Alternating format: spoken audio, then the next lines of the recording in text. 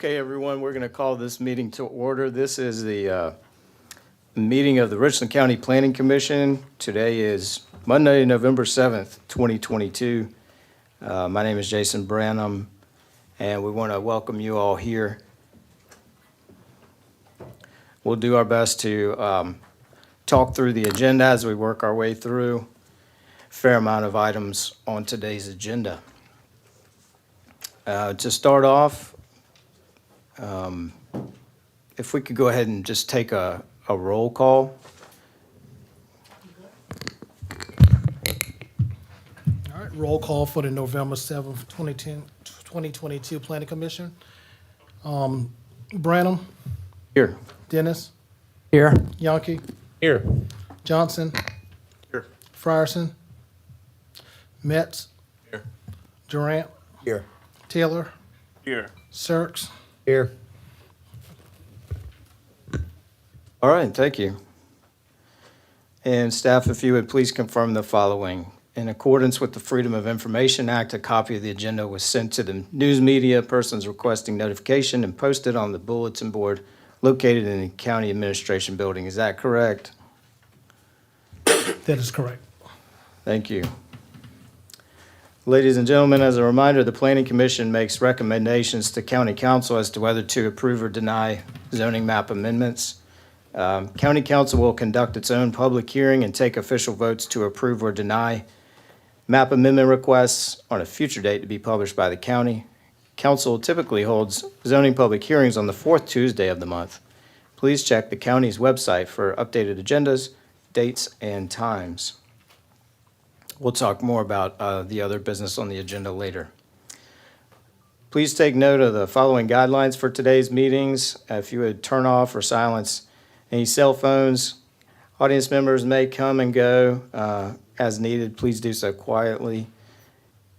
Applicants are allowed up to 2 minutes to make statements. Citizens signed up to speak are allowed up to 2 minutes each. Redundant comments should be minimized. Only address remarks to the commission, and do not expect the commission to respond to questions from the speakers in a back and forth style. That is not the purpose of this meeting. Please, no audience or speaker exchanges. No audience demonstrations or other disruptions to the meeting are permitted, nor are comments from anyone other than the speaker at the podium. Please remember the meeting is being recorded. Please speak into the microphone and give your name and address. Abusive language is inappropriate, will not be tolerated. Please don't voice displeasure or frustration at the recommendation of the Planning Commission while the business is still being conducted. If you have any questions or concerns, you may contact the Richland County Planning Department staff.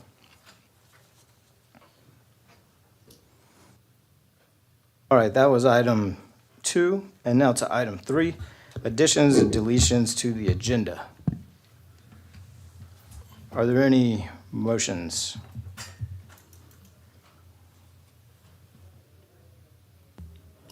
Mr. Chairman, Yes, Mr. Johnson. has the chair given any more additional consideration to my request of the motion that I presented at the work session? If you would review kind of what you're referencing, I think that would be helpful for everybody. Would it help if staff read it back into the record? Sure. Are you referring to the email that you sent to the commission earlier today? No, sir. My motion that I made in our work session. Have that, or staff, do you have that? I don't have the verbatim language.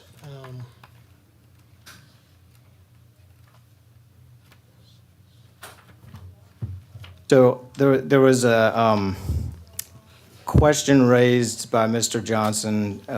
He had referenced the fact that he had made a request related to additional public input or expanding the scope of public input in the land development code recommendations process. Is that more or less accurate, Mr. Johnson? Correct. I asked for that to be added as an agenda item for discussion. Okay. All right. And that was during a work session, right? That is correct. Okay. The expectation was that it would be on today's agenda. All right. I believe that the motion, as I recall, is something that, we were not going to be doing during the work session. That would be done in advance of a regular meeting. Correct. So my expectation was I raised it during the work session, asking it being placed on the next meeting agenda. Was my intent. And it's not on the agenda. And Mr. Dennis, I believe you had an opportunity to review the proceedings from the video. Is that right? Yes, I did. So on our work session of 17 October 2022, we had talked about more public input before we move forward. And then Mr. Jensen said, once we submit an approval to county council, then we would engage the public again before county council takes up the issue. Staff gave the several ways they have communicated across the county with the public. They went to communities, council members put it out to their districts, staff members have received emails and calls from citizens and shared that with us prior to the meetings for about a year and a half. And then you said you were going to put something in writing, and then that was the end of it. Did you submit anything in writing to staff? And then after that, the planning director, did you continue watching the rest of the clip where he said, was that in fact a motion, Mr. Johnson? I said, yes. But we can't not take motions during that. That's why at the end of the video, Chair Branham said, if any of the motions want to be made from what we talked about today, please submit them. So at the heart Consider of it- this my, Mr. Johnson. consider this my request.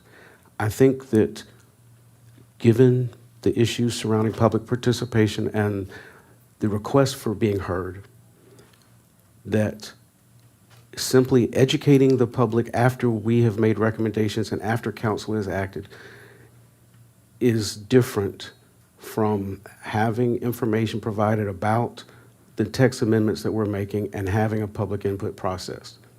And as I articulated to Mr. Jensen in real time, standing there at the microphone, that was a concern, and he said, in my opinion, he articulated that he would give at least some consideration, and that my expectation was we would at least have a conversation about it.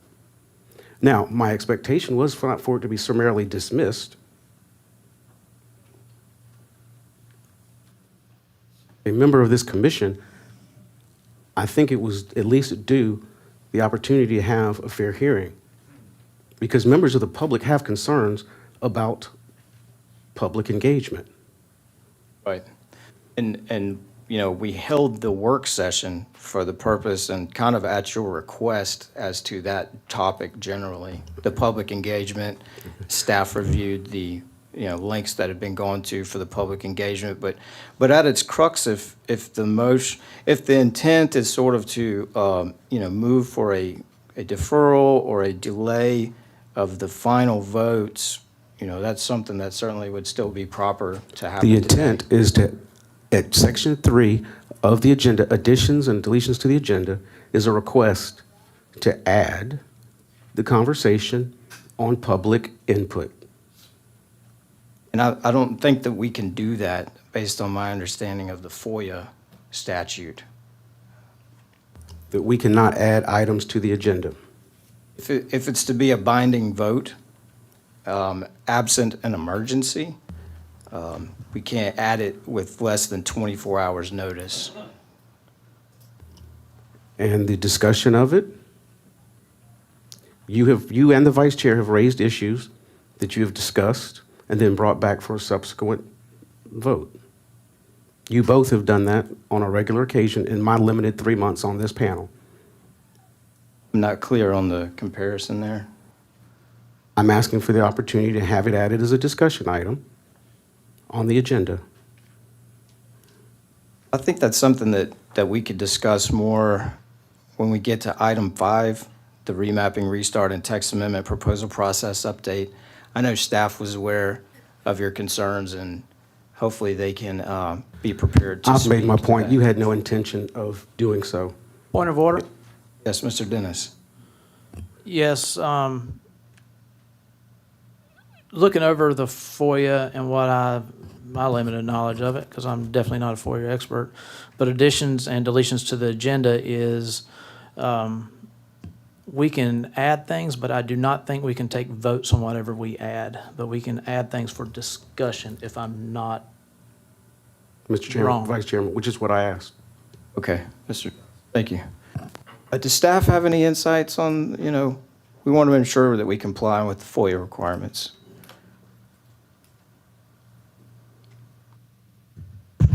Just kind of based on, I think, our last issue dealing with FOIA, I believe, as Mr. Dennis and as Mr. Johnson stated, that is correct. You can't take action on an item, but you can have it for discussion. Okay. So, again, we could take a vote to add it if there's a second, and, potentially we could add it again to agenda item number 5. And that would be for discussion. So,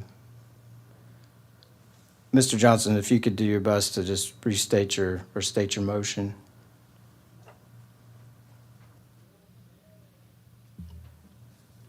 Mr. Chairman, consider it withdrawn. Okay. All right. Any other motions for additions or deletions to the agenda? Yes, Mr. Chair, and I'll state this in case, people are sitting around for it, but case 7B1, which is case 22-005MA, has been deferred.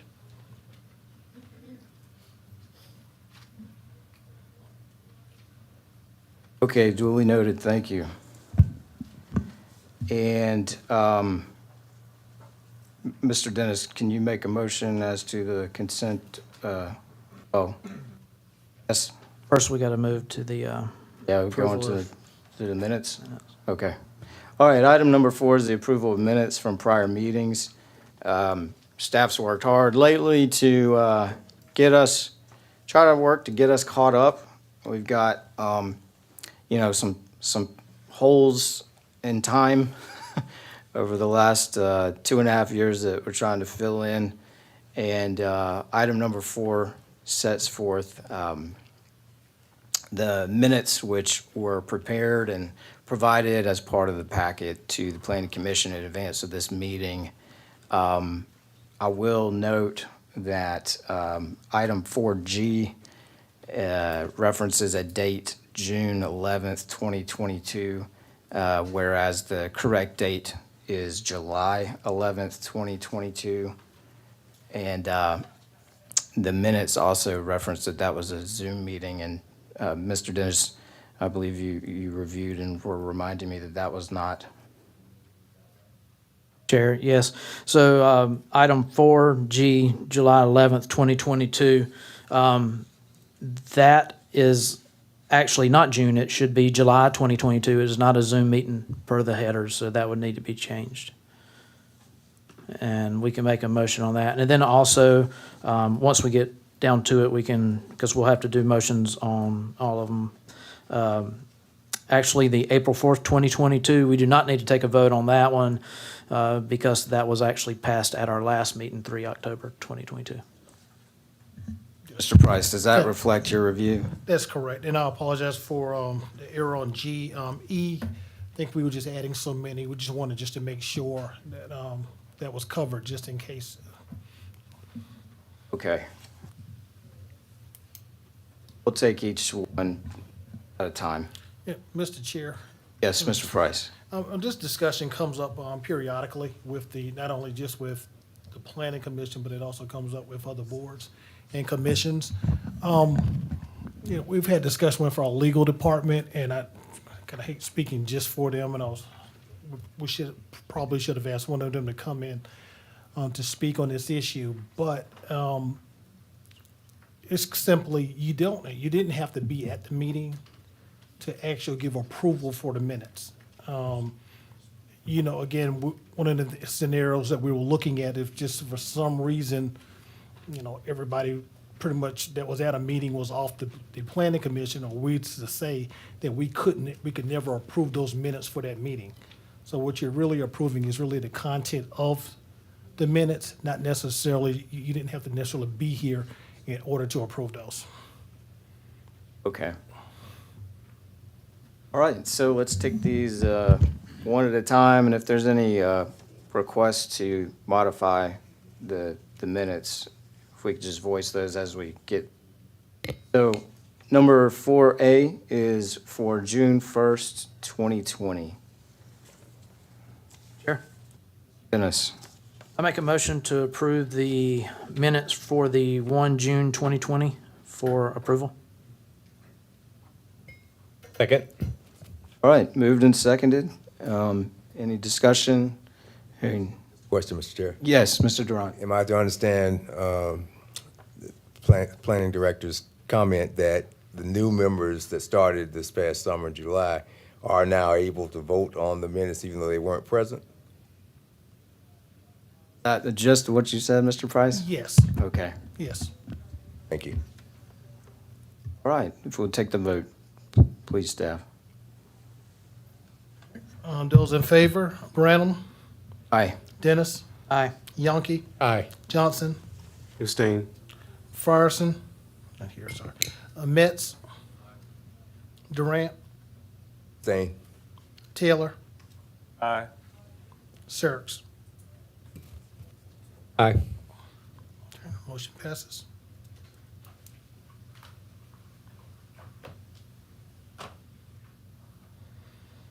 All right. Next set of minutes is for item 4B, December 7th, 2020. And I will request modification on line 13. There's a question mark as to the speaker, and it should say Branham said good afternoon. And on line 26, there's a question mark as to the speaker, and that was Commissioner Carlisle saying, hey, can you hear me now? And on line 2, on page 2, there's another question mark, and that was Commissioner Carlisle saying, okay, good, I just had to demute.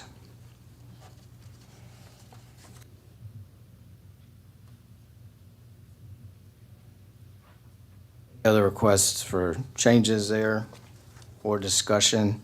If not, if staff would please take the vote. Mr. Dennis? Motion was made. Okay. Would you like to make one? You got the changes, so The motion is to adopt the December 7th, 2020 minutes with modifications I requested. Is there a second? second. Thank you. Take the vote, please. All right, those in favor, Branham, Aye. Dennis, Aye. Yonke, Aye. Johnson, Abstain. Metz, Durant, Same. Taylor, Aye. Sirks. Aye. Motion passes.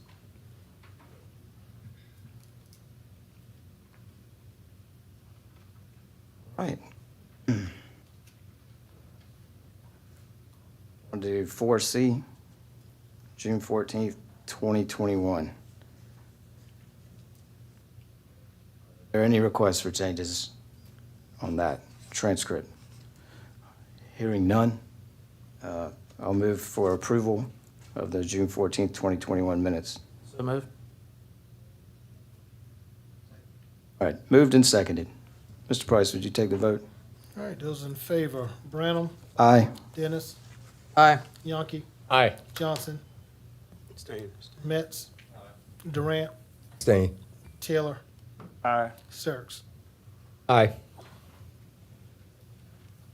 Motion passes. Okay, thank you. And next is item 4D, which is the minutes from October 4th, 2021. I do want to request there that in the heading, that it reflect that I, Jason Branham, was absent at that meeting.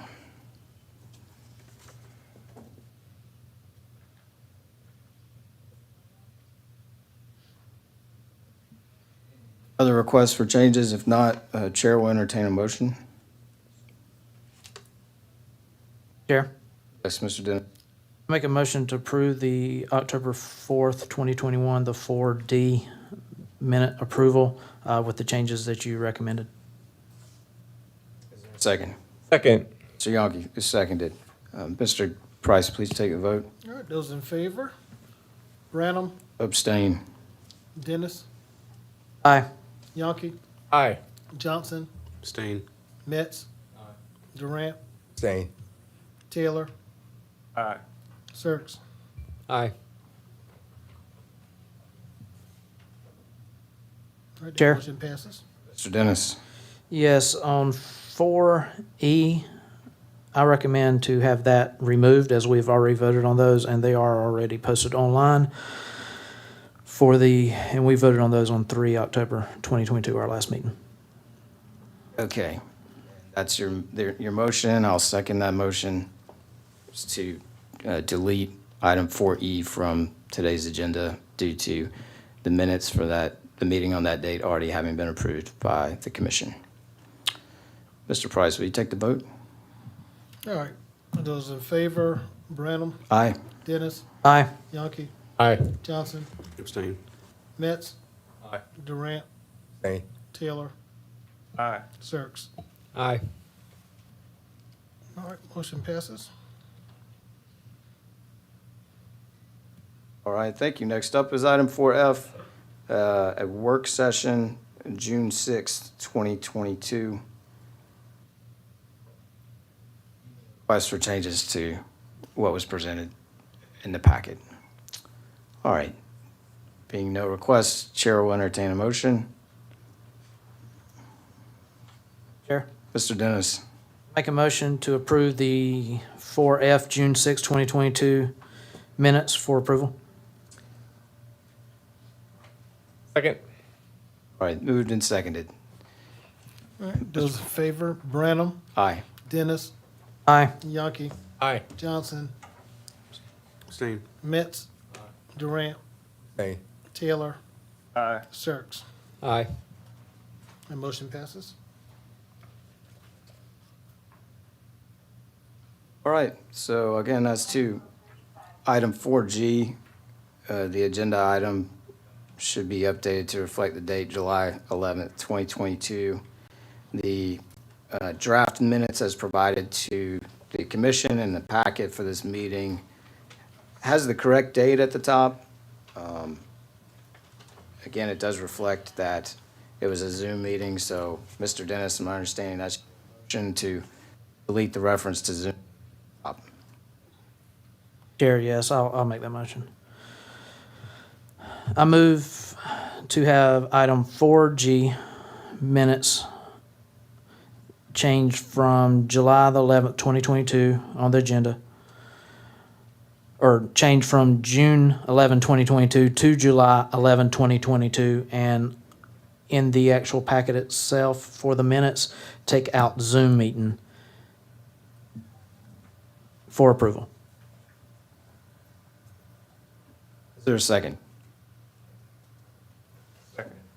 All right. Moved and seconded. Mr. Price, please take a vote. All right, those in favor? Branham, Aye. Dennis, Aye. Yonke, Abstain. Johnson, Aye. Metz, Durant, Aye. Taylor, Aye. Sirks. Aye. All right, motion passes. All right, thank you. Let's go ahead and move on to item 5. Chair. Mr. Dennis. Before we move on, can I have the floor for the minutes? Okay. Yeah, so we voted on 6 today. By my count, we should have 7 left to get us caught up to our very last meeting that we just had last month. Our goal forward is come February 2023, we'll be caught completely up with the minutes. Everything, by the end of the year, everything will be posted that we've done this year, minus the December meeting. That's our goal because county council members have said that's their goal. We've stated that's our goal. So our goal forward in the next year will be every meeting we should be able to approve minutes from the last meeting and get those updated to the public. And that's kind of where we're at with it right now. So we got one meeting left and we got 7 left to get approved. Thank you, Mr. Dennis. Does that more or less reflect what your records indicate, Mr. Price? I would need to go back and confirm that there were actually 7 that need to be approved. I believe in previous emails to both chair and the vice chair, we've kind of stated the status on past minutes. So I'm not sure if we're going to be able to have those approved going back a number of years, but we should definitely have all of our minutes approved from this year up except for December and last year, and should be also 20. Mr. Dennis, I know you've spent some time on this. Do you have a list of the dates in front of you that you reflect are missing?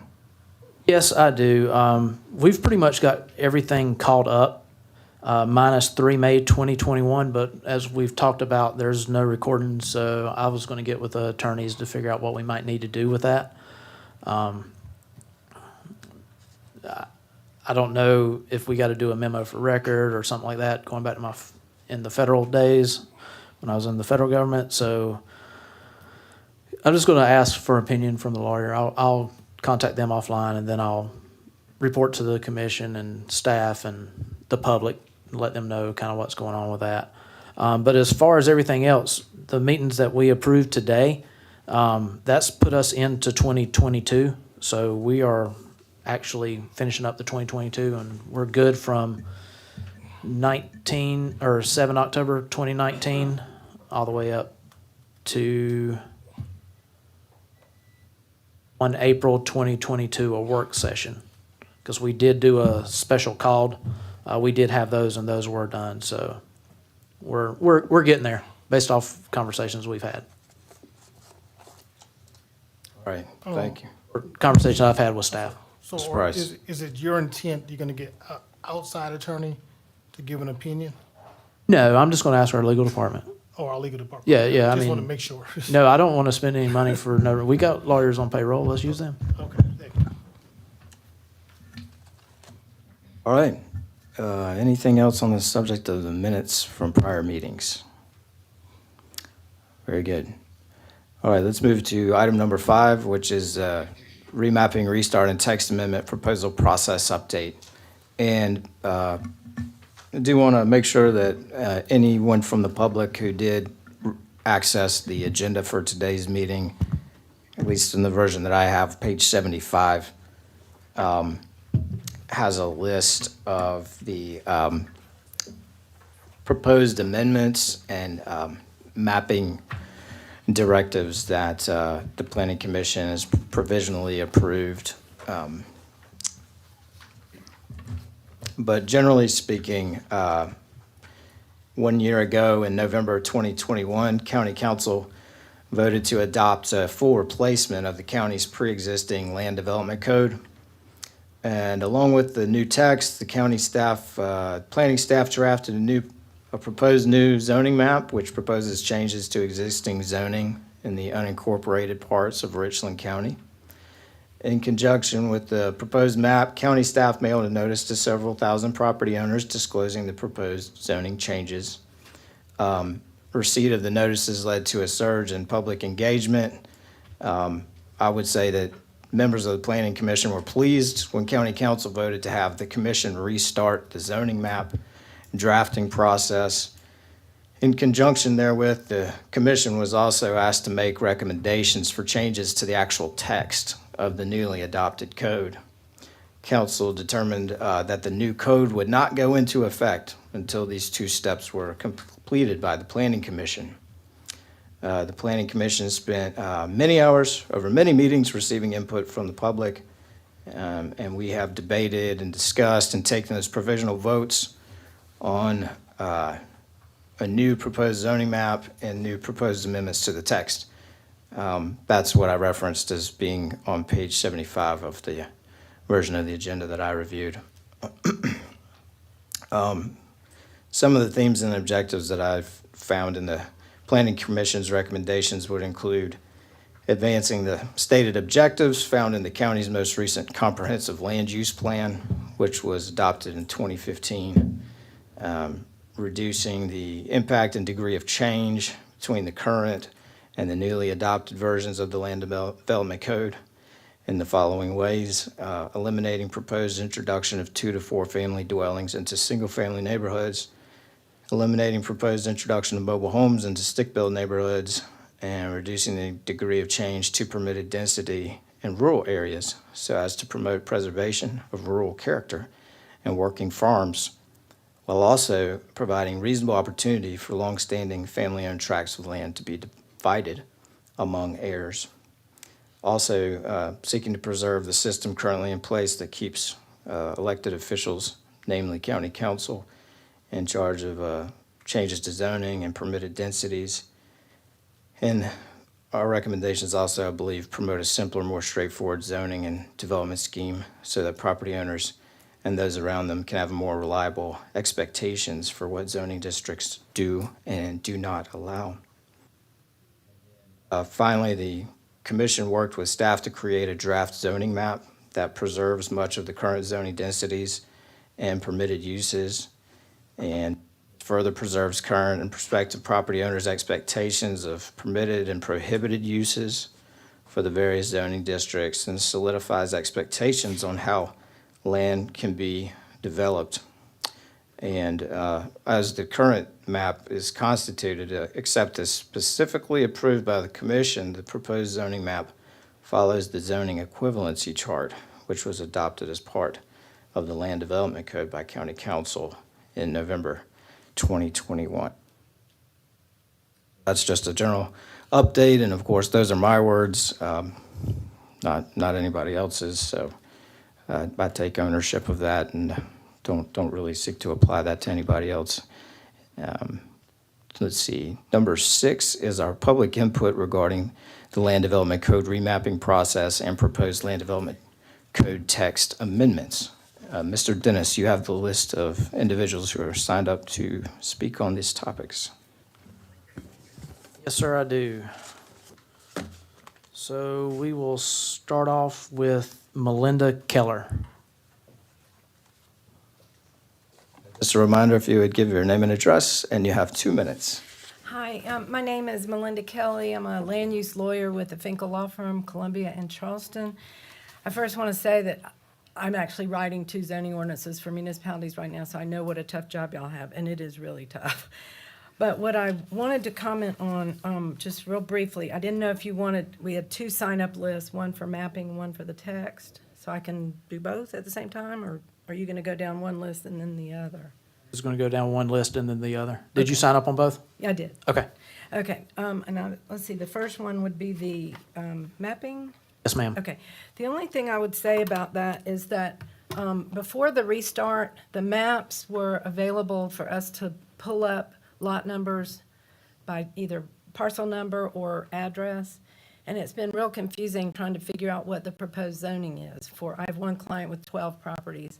Some of them I can kind of tell because you have major roads, and I know the shapes of the lots, but it's a little difficult. And so that's kind of all I wanted to say. For example, 1721 Horseshoe has been a doctor's office for 40 years, and it was OI, and so I can't really tell from the map. And I've talked to someone on the staff, and it sounded like it might be one of 2 zonings, so I wasn't really sure if it's going to be INS or, so I don't know when we can find out what the proposed zoning is for specific lots. My other comments had to do with the text, so I'll come back. Thank you. Thank you. Excuse me, Mr. Chair. Mr. Price. I'm not sure if there's any confusion regarding this. All right, so we actually had a sign-in sheet for items 10A and 10B, because those are going to be action items. So we had a sign-in sheet for those, for the mapping and for the text. I believe what you have before you right now, the 5, is really kind of a catch-all for just the whole process in which someone's speaking. So if somebody wants to speak specifically to the mapping that you may take a vote on, that will, I think you can either take that up now or later when we actually prepare for each individual vote. But right now, we're kind of on, say a catch-all for the whole process of the mapping rewrite and, the remap and restart and text amendment. Okay. Yeah, we got everything on the agenda and then, in the packet on the ledger that's online. So, I mean, personally, I'd be happy to just go ahead and take the public input on both now, generally and specifically. Everything outside of that, the road names and the map amendments, I guess. So will we be hearing public input later on or just now? Just now. Okay, remember you do have some items under items 8 in which y'all will be taking motions, so they may potentially be speaking on something you haven't even discussed at this point. Okay. All right, next speaker.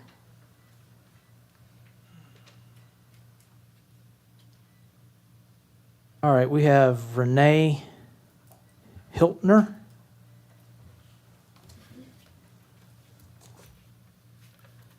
My name is Reine Marie Auguin-Hiltner. I'm a property owner in Stonington at 114 Roundtree Road in Blythewood. And I received a letter from the county that my property is adjacent to an area where there is a proposed amendment, the zoning going from rural to medium-density, multi-family housing types, which indicates to me, and I checked with, and I called Richland County saying that more than likely would be apartment building being built there. When I purchased my property in 2005, I saw that it was rural. I wanted to be living in a small area, which is now very peaceful and quiet. I imagine if apartment buildings are going to be built there, there's not going to be any peaceful and quiet area for me to live in anymore. Not only am I concerned with that, but also with that area, rural, supposed to be a natural drainage area for stormwater runoff. I'm concerned about that because there's already plenty of ditches back there, and even then, I still have runoff water when there is a sizable, storm, which runs down my driveway. So if it is doing that now, I can imagine what it will be if it's built up back there. Another concern I have is the traffic on Wilson Boulevard. Right now, the traffic is pretty sizable. It has increased tremendously since we've had several developments built in the area right around my property. And I understand there's going to be many more development being built there. Right now, getting out of Stonington, it sometimes takes me 5-10 minutes to even get out of the Stonington development. And according to what I searched the internet on and whatever you have available Sylvia, as information. You've reached your 2-minute mark. I do have one question for you, though. Were you going to talk? Were you supposed to talk about the land development code, or were you talking about a specific piece of property next to you over on Wilson Boulevard? I'm talking about the 10013 Wilson Boulevard, which it is where it's supposed to be built. Okay. And changed, the zoning changed from rural to. Okay. You had signed up for something else, but if council members could take her remarks, and remember that will be for case number 22-033 MA, so that we can, when we get to that case, we can remember her remarks for when we talk about it. All right. Thank you very much, ma'am. Thank you.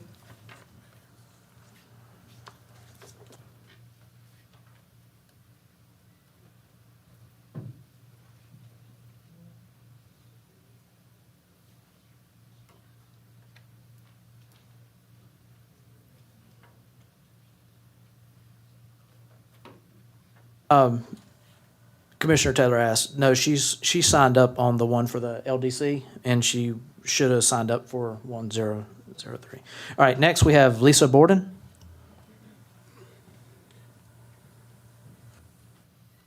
I'm Lisa Borden. I live at 116 Rideout Point Road, Irmo, South Carolina, 29063. Set timer for 2 minutes. The County Council directed the Planning Commission to work with, adapt the 2021 Land Development Code and map. The Planning Commission has worked very hard and listened to citizen and stakeholder concerns to craft proposed changes to the 2021 Land Development Code. Now, for Section 26-5.13, the Green Development Initiatives.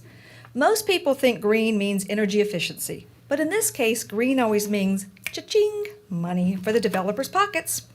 Mr. Gary Dennis has recommended amendments to Section 26-5.13, the Green Development Initiatives. If these changes are accepted, R2, for example, would have an increase of 10% in density with setback changes. I assume every developer will use these green initiatives, so this is reality. Builders get tax credits for energy efficiency building. The federal government rewards builders with tax credits as part of the Inflation Reduction Act of 2022, which is extended to 2032. These tax reductions include $1.80 per square foot for commercial buildings, $2,500 per stick-built manufactured home, and $500 per unit for multifamily homes. The state of South Carolina has approximately 15 different programs that provide tax credits for energy efficiency building. Richland County Council also gives tax credits for projects, such as the just passed tax credits to repurpose Richland Mall on Forest Drive. The City of Columbia has the Green Building Initiative program that provides financial and other incentives for energy efficiency building. Ladies and gentlemen, that's a lot of green. So when you layer the multiple tax credits and the increased density, the builders and developers should be very happy with 10%, and I'm okay with the smaller proposed density bonus. Thank you. And thank you also to Commissioner Johnson for bringing up concerns about public input. I, as a citizen, am very pleased with the public input that we've been able to have in the past year and the openness and the transparency of this commission. Thank you. Thank you. Please hold applause, please. And we have Melinda Kelly from the Finkel Law Firm.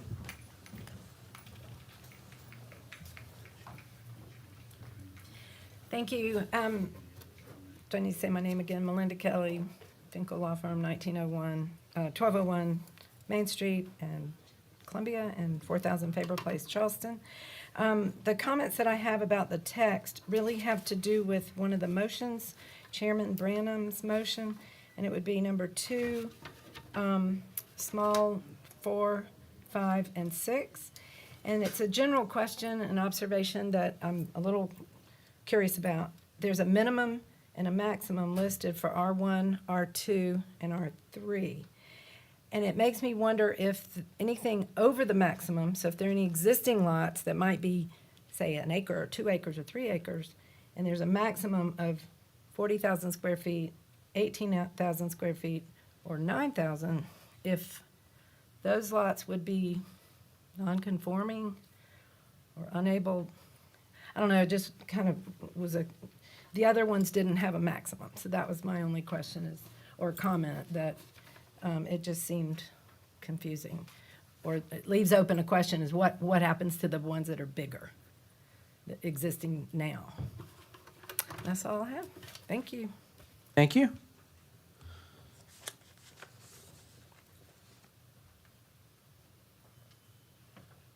Richard Best.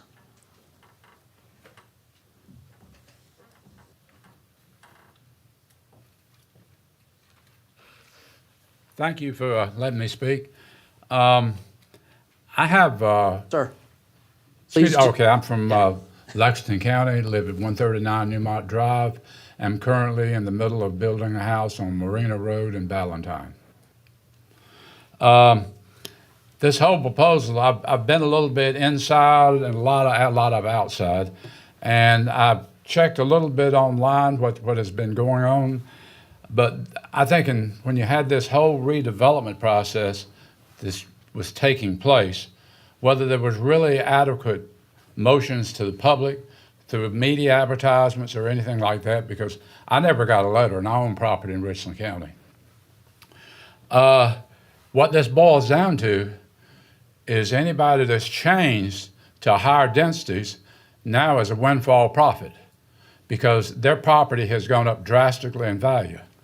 Anybody that's got a smaller house next door, they look at their property as being drastically reduced because they didn't want to be living next to an apartment complex or a large development like that, where there's zero lot line maintenance maybe on PUD homes or anything like that.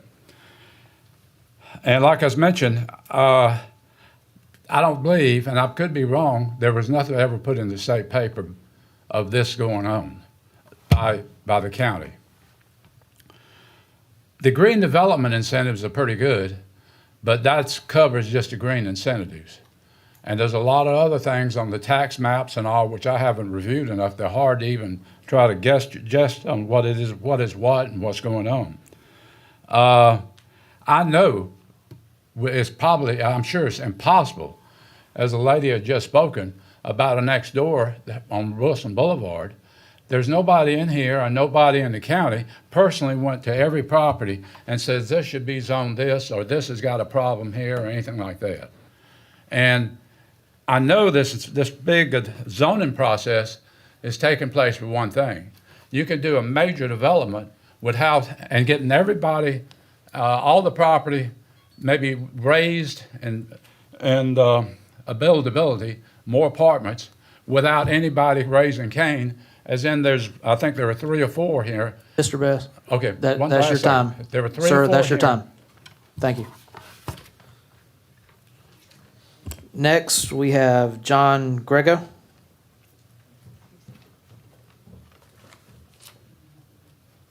When you get to the podium, remember to state your name and address, and I will let the public know I've not been starting the time until you actually start talking. So I'm not counting your time when you're telling us who you are. Hi, I'm John Grego at 830 Old Woodlands Road, and I'm Chair of the Richland County Conservation Commission. The Conservation Commission has taken an active interest in the Land Development Code and zoning map revisions since their inception, having prepared letters to every draft and assessment of the code since the process started in 2018. Here we will discuss only a few points shared with the Planning Commission in a July 2022 letter. Though we provided some comments on the county's draft zoning map in our June 2021 letter, we did not fully join the debate at first, largely because some of the zoning categories for which we actively advocated, particularly AG and HM, appeared to be generously applied. Based on personal observations and citizen feedback, these categories were too often replaced by R1, partly in anticipation of future growth potential. We support the amendments the Commission has made in support of agricultural uses on HM. Note that the concept of farm-to-table agriculture is referenced frequently in the Lower Richland Tourism Plan, a concept well-suited to HM and RT districts.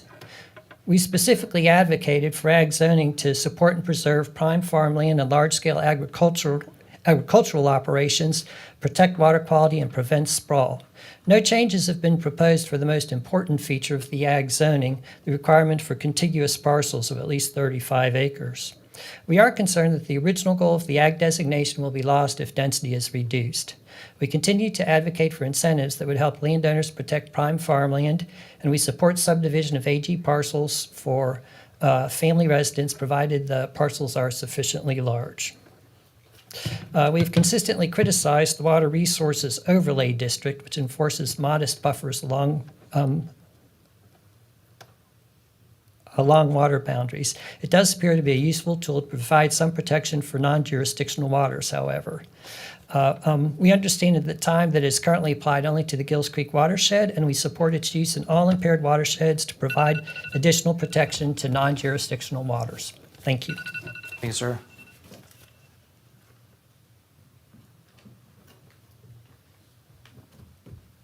Next, we have Mr. Suarez? Juarez. Juarez? Okay.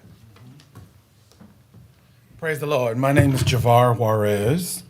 I am at 1924 Spotswood Drive, Columbia 29210. I'm also the president of the Broad River Business Alliance here in Columbia, South Carolina. The Broad District is currently designated as an M1 district. This industrial designation requires critical amendments to the table of permitted uses that protect the vitality, cultural significance, and natural resources in communities across the county. This industrial designation allows irresponsible entities like large-scale oil companies and gas stations, large-scale warehouses, and other large industrial forces to enter our communities unannounced to avoid public dissent. If this is not changed, we may have no other option but to sue the county. It is an indictment on the county that it allows the toxic chemicals and actions of large-scale corporations to set up shop in residential communities across unincorporated regions, putting vulnerable populations, including older adults and small children, in harm's way. We have struggled to adopt overlays that protect communities' ability to organize in a fruitful way that provides clear language of how to preserve the natural resources of our community and its residents. This is why Article 3 is so incredibly important, but what will be allowed? We have already submitted our first draft in 2021, and at that time, we have had 5 new gas stations in a 3-mile radius and 2 nasty nighty-night clubs. 2 liquor stores joining the 6 we already have, and new strip mall construction filling up with tobacco and vape shops. The current M1 designation allows a pathway for the government and corporations and wayward business interests to obstruct our community efforts to indemnify our community. We have asked for guidance in crafting our own overlay, as the Broad River Business Alliance has in fact submitted that first draft. We believe this is the real reason why Richland County has not been largely successful. This is the reason why growth is stunted in so many of the most crime-ridden centers across the county. It is the reason we have not seen more grassroots efforts to grow small businesses, and we don't even have public land access to do so. So far, the Land Development Code is strangling us. Mr. Juarez, your time's up. Thank you very much. Leslie Tweed?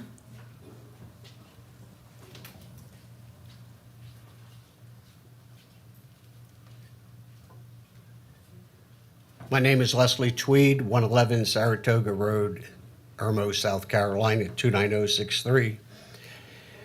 About 9 months ago, when this really became public and the cards came out in the mail, and thousands of people, of course, signed petitions, etc., and too many people actually took the wrong side, that they wanted no development whatsoever. But a lot of us, in reality, have dealt with the idea of, okay, progress is going to happen, things are going to get a little more dense. And we've been very happy to work with the council and the commission itself, because we've given the input, and we've given very specific input. We've read and studied these documents, over and over again, about all the details of, the R1s, R2s, R3s, because that's most of the communities we all live in. And I want to commend the council for taking this up as a motion, and thank Mr. Jason Branham for bringing this, and we really hope that the rest of the council will adopt, especially these motions under number 8 for A and number 2, that we need these density standards. This is hugely important to allow communities to continue to exist a lot like they are, but it still provides for the growth and increase in density, but at a moderate, livable level. And that's what we're asking for, not the moon and the stars, just something to help preserve our communities. And I don't know that anything could be said about item 10, that's up for discussion, but the change of text was the other thing that we were extremely involved in to help, again, preserve communities as they should be. Thank you, gentlemen. Thank you very much, sir.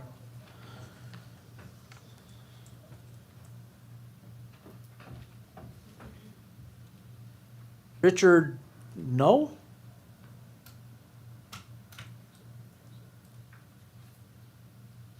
From Hopkins, South Carolina.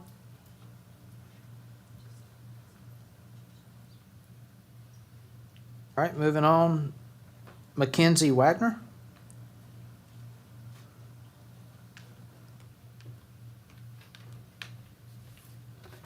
Good evening. My name is Mackenzie Wagner. I'm the Director of Governmental Affairs for the Building Industry Association that's located at 625 Taylor Street, Columbia.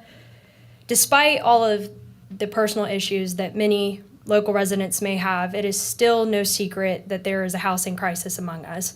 This is true on a national, state, and local level.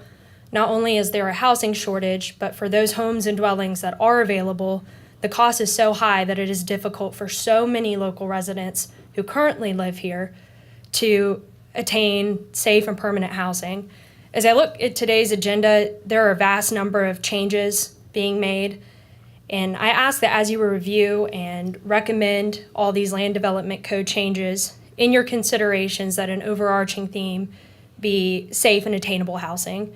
Richland County is located at the heart of the state and includes our beloved capital, and it is critical that we pave the way for responsible growth.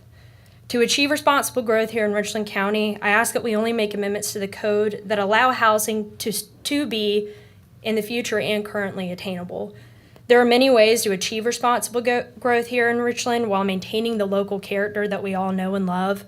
And I do believe that, despite my opinion being different from many, that I speak for all when I say that we want to make sure that those that currently live here can continue doing so for a very long time, and that their kids and their grandkids too can enjoy their roots and be able to not only afford homes but merely attain homes of their own and stay here in Richland County.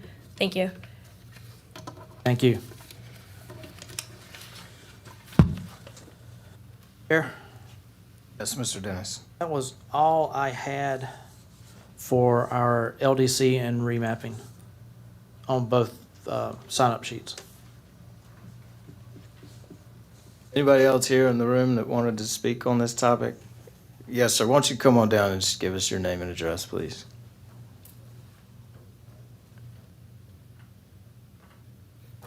Howdy, I'm Whitner Slagsball. I live on 532 Harmon Road out in Hopkins. I appreciate you guys taking time to participate in this process. I would like you to be, as y'all are looking at these redevelopments that are going on, some of you have been to Lower Richland, it's getting destroyed with the development. It's willy-nilly. Our representative said, oh, we're going to make it like Hilton Head, controlled growth. It's not controlled growth.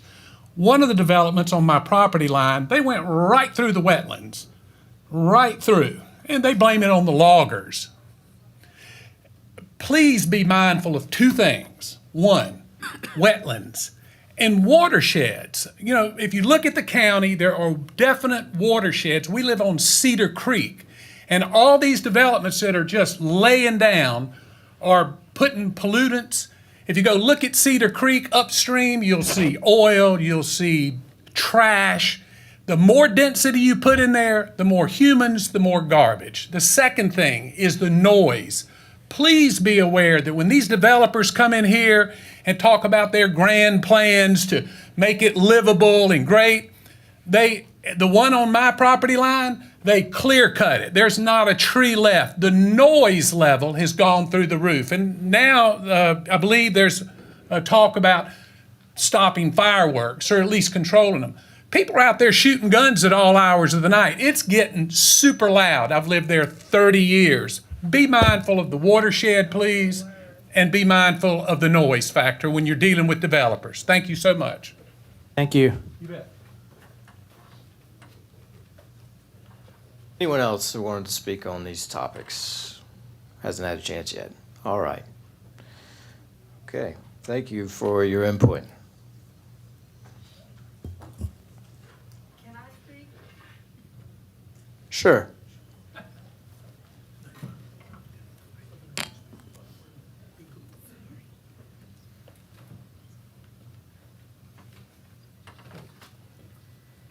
Thank you.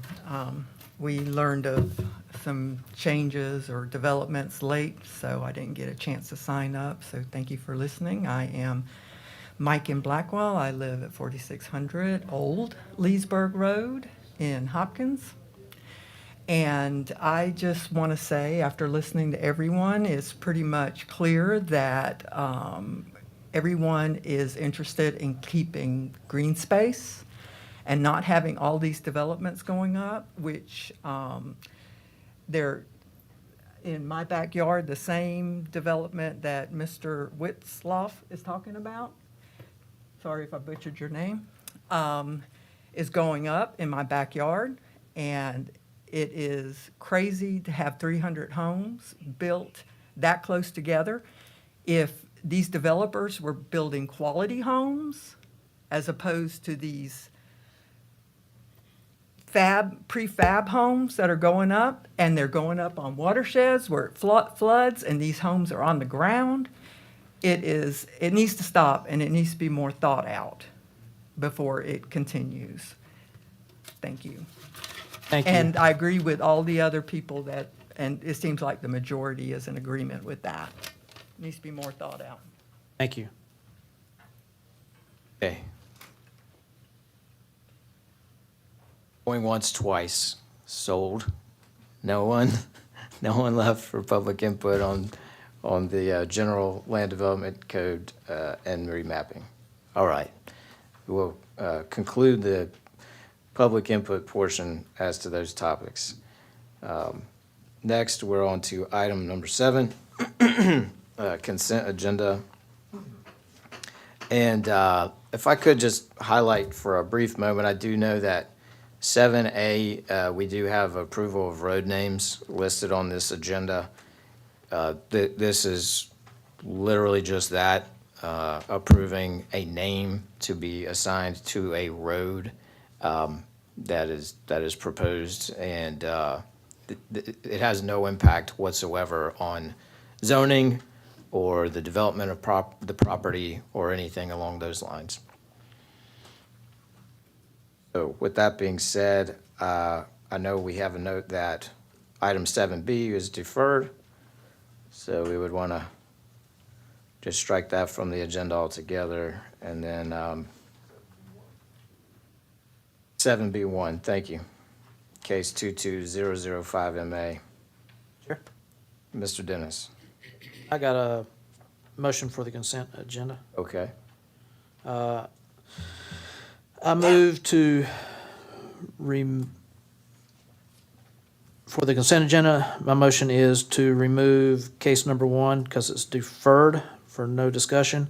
Also remove case number 22-033MA, case number 22-034MA, and 22-035MA for discussion. Oh, so the motion is to remove those items so that there will be discussion by the commission today. Is there a second to that motion?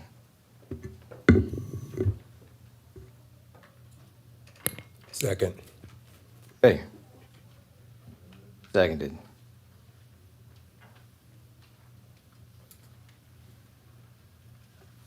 Mr. Price, whenever you're ready to take the vote. All right, so the motion is for the road names to be on the consent agenda, and the other items are being removed from consent agenda for discussion. Right. All right, those in favor of that motion, Branham, Aye. Dennis, Aye. Yonke, Aye. Johnson, Metz, Aye. Durant, Aye. Taylor, Aye. Sirks. Aye. All right, motion passes. Okay, thank you. So we will, Sure. yes, Mr. Dennis. Never mind. I remember we're one short, so my votes were always coming up one short when I was counting. All right. So we're on item, or case number 22033MA. Staff, whenever you're ready, we'll have you present that case. Yes, sir, thank you. Again, our first item is case 22-033MA. The applicant is Iconic Holdings LLC. The location is at 10,013 Wilson Boulevard. The applicant is requesting to rezone approximately close to 50 acres from rural to RMHD, which is residential, multifamily, medium density. Staff's recommendation for this request is for disapproval. This property is located within the neighborhood low-density designation of the comprehensive plan. And as such, that area recommends low-density traditional neighborhood development and open space developments that preserve open spaces and natural features. As this particular request would not meet those objectives due to the density that it proposes, staff recommends disapproval. All right, thank you. Any preliminary questions for staff before we hear from the applicant or anyone else here to speak? Dennis, is there anyone signed up to speak on this? Yes. Nobody up here's got anything, right?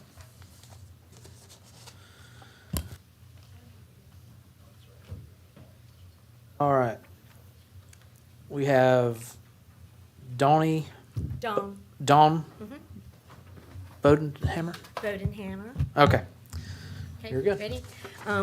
I am the applicant. I'm one of 6 children that inherited the property from our parents who bought it in 1961. Ma'am. And we are delighted. Don't. What? Before you start, could you just state your name and your address real quick for us for the record? Okay, I am Dawn Beatty Bodenhammer, and the address in question, do you want my living address where I live? Yes, ma'am. Okay, I live in North Carolina. I'm at 100 Sterling Lane, Laurinburg, North Carolina.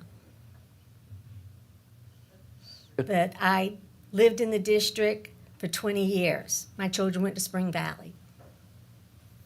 Okay? All right, you're You good. ready?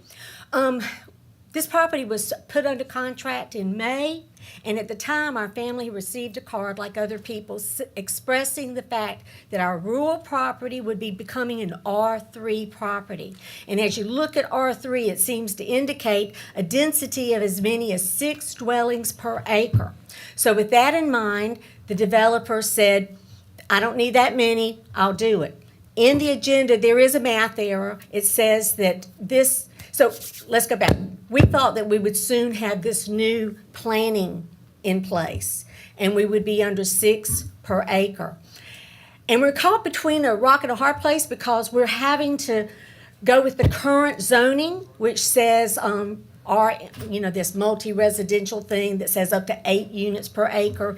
In the agenda, the math is wrong. It says it could have 799 units. That's incorrect. We're just short of 50 acres, so you can have just short of 400 units.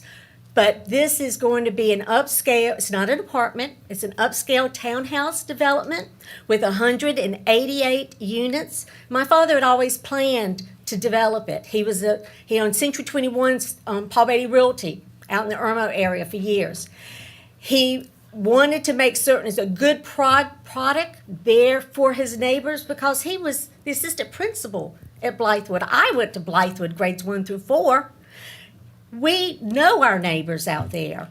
And I am delighted because this plan has more green space than my father would have left. There are over 26 acres that are scheduled to remain green and wooded. There are 25-foot buffer zones between our property and the neighbors to the south that we've known for many, many years. That makes me happy because as a neighbor, I just want to know what am I going to see? Do I have green space? Is it wooded? This is going to be 188 lovely townhomes, walking trails, dog paths, upscale, Ma'am. really fine. 2 minutes is up. Thank you. You're welcome.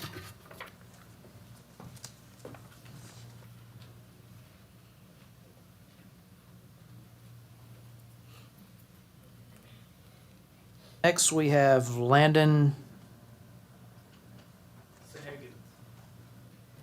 Yep, we're just gonna go with Landon. I'll let you say it for the record. That's perfect. Excuse me. My name is Landon Sahagan. My address. Just one moment, sir. Excuse me, Mr. Chair. Mr. Price, go ahead. Just glad that the applicant pointed this out, but on page 9 of your agenda, she's correct that there was the incorrect total number of dwelling units that this zoning would create. It's not 799, it's actually 399. Okay, thanks. Anything else for now? All right, sir, thank you. My purpose here today, do I need to say my address again? Yes, sir. State your name and address. Landon Sahagan, 4 Idlebrook Court, Columbia, South Carolina. My purpose here today is to stand in opposition of the rezoning at case 3-3. We understand that development is required For a growing population, we also know that conditions must be set before and not after rezoning is approved. After seeking out my neighbors to gain an understanding of where their heads were at on the rezoning, I learned the development of this land would be much more than I originally thought. The bottom line is the development will create an environmental hazard to surrounding properties. After extensive research and speaking with my neighbors, I learned that the entire property is one long tributary, which channels hundreds of acres worth of watershed to marshy wetlands and natural ponds. Although preserving the wildlife and landscape is hugely important to us, it is secondary to the environmental impact this development will have on every piece of property that surrounds it. When creeks and branches are replaced with concrete and asphalt, you create a watershed problem. And the watershed problem this development will create is much worse than the aesthetic harm it will bring. As stated, the property contains the main tributaries that channels watershed to the wetlands. It is important to note that every other piece of property that connects to it also channels water into the tributaries. Simply put, a developer will not only have to deal with the polluted watershed that their development creates, it will also have to deal with the natural watershed our properties create. Regardless of what mitigation measures are put in place, it will still impact our land by preventing natural runoff, causing it to back up or completely block the water from going where it needs to go in the time of a flood. In closing, I want to highlight that I am bringing the future environmental hazards to light now. I also propose to this committee that any developer who seeks to develop this land be required to employ a third party to conduct a thorough environmental study, even if the rezoning is approved. Sir? Yeah, okay. I was going to say your time's up. Good to go. Next, we have Joe Storr.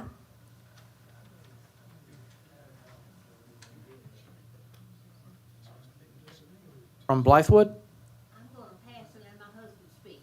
He's next. Okay.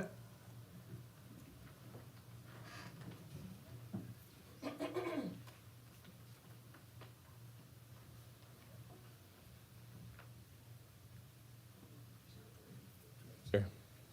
Yes, Mr. As we wait for our Yonke. next speaker, can I ask Mr. DeLage to turn on the wetlands layer? I'm sorry, for the map. I'm Harold Stober. I live at 1078 Keithwood Lane. I've lived there 51 years. My property borders this property that we're discussing today.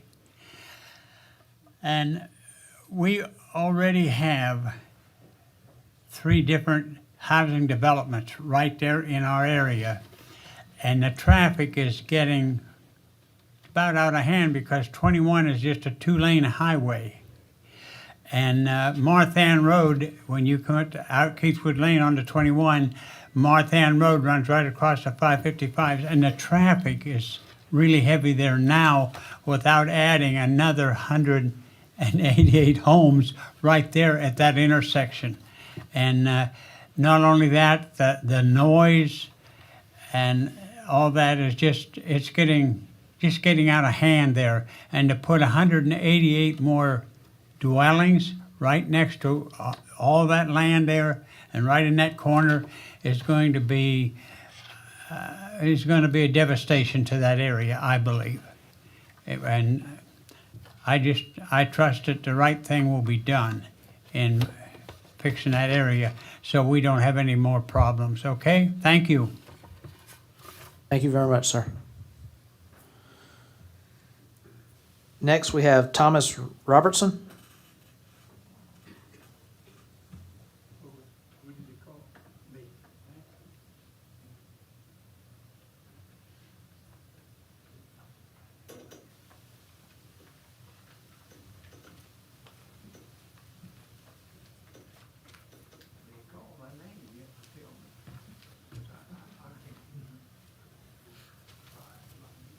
My name is Thomas Robertson, although most everybody but the tax man knows me as Pat Robertson.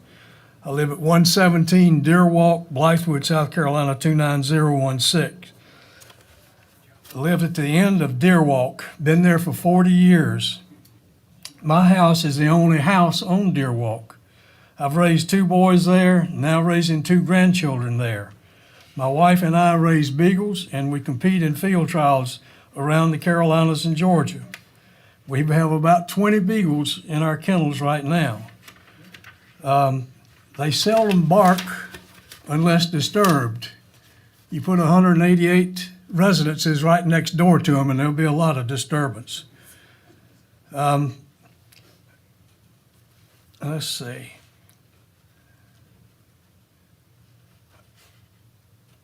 We also do some target practicing, as do our neighbors, and we do some hunting on the property. Staff pointed out the neighborhood land is ideally suited for low-density traditional neighborhood development and open spaces development that provides open spaces and natural areas.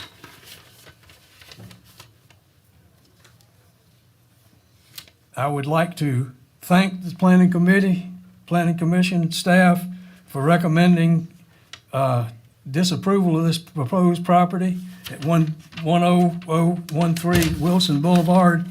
I appreciate their efforts, respect their expertise in reaching this decision, because this development would be a real bad idea. Thank you very much. Thank you very much, sir. Next, we have Robin Yan.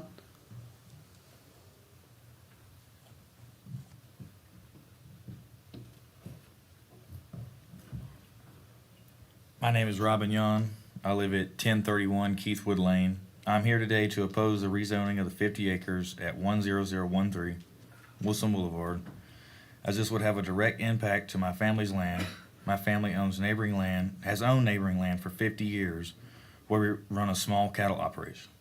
A large housing development in this neighboring land would disrupt everything my family has worked to build over the years. This development would also affect everyone in Blythewood, as this would cause more traffic on our already overcrowded roads and bring more kids to our overcrowded schools. Blythewood does not have the infrastructure to handle the rapid development that is taking place. Thank you, sir. Next, we have Robert Crossland.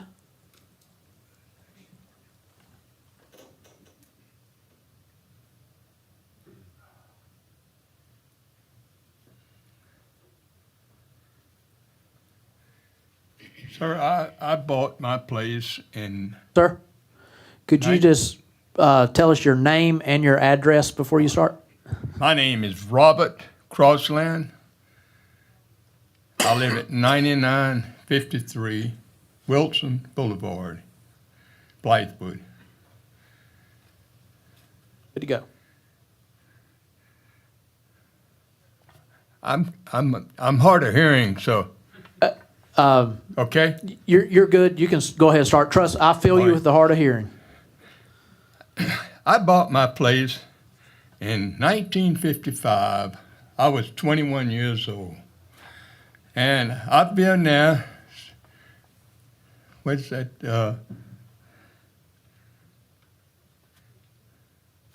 68 years. And when I moved out there, it was quiet, it's country, and we don't need 188 townhouses. My property joins the Beatty property on the south side.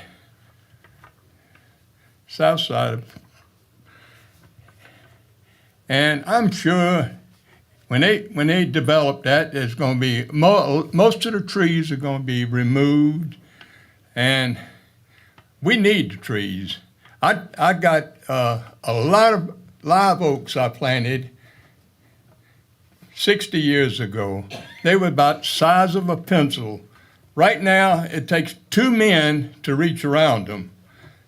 We need trees, and we don't need 188 townhouses.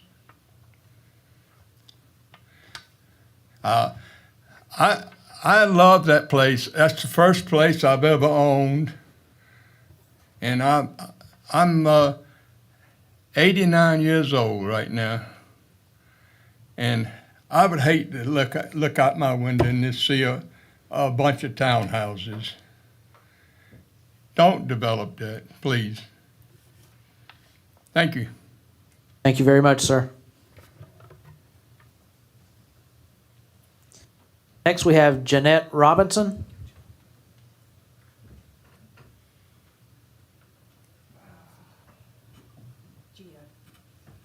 Can you move that so they can see where I am in proximity to this?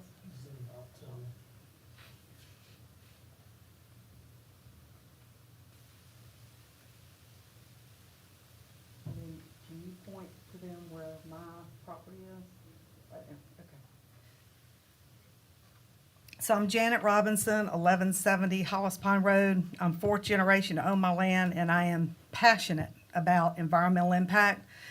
And there's a few points I want to bring to the light. October 4th, 2015, I don't know where you were, but my husband and I were walking outside to see if we had two pond dams. Our neighbor had called and upstream development detention ponds had breached. It was bad. Richland County took a hit that day, and Richland County had their eyes opened as to what overbuilding a watershed looks like. It was devastating, not only to Gills Creek, but to Hawkins Branch watershed as well. So where you're looking up there, my house is at the end, and our ponds are at the end of that watershed. From Wilson Boulevard to Hawkins Branch is a 100-foot drop. The topography is not pretty when it comes to runoff. It all comes to our ponds. We can't even fish in our ponds anymore. We can't eat fish out of our ponds anymore because we've got 3 developments that currently sit on this watershed that has devastated the water quality. When you have fish that float to the top of your pond and they're white because they're oxygen deprived, because over 3,400 cubic yards have been allowed to leave development property and enter our property, it has been devastating to our family. We've had no help to get it cleaned out, and here we go again. The acreage below this certain piece of property is also held in a conservation easement by Palmetto Conservation Federation, and I did reach out to Mary Rowe to see if she would come. She was tied up today. There is potential impact to a conservation easement. I think we have a duty to protect that. The watershed is already fragile. I think to overdevelop, again, to put this type of density on this already fragile watershed would be a huge mistake. We have already sustained loss of enjoyment and use of our property because of development. And, you know, this is just another example of what could occur because we have been forced to handle runoff from 3 developments. Our ponds were built in the 50s. They weren't built as detention ponds, but they have been used as such. So Ma'am? I'm against this. Thank you. Next, we have Rhett Kelly.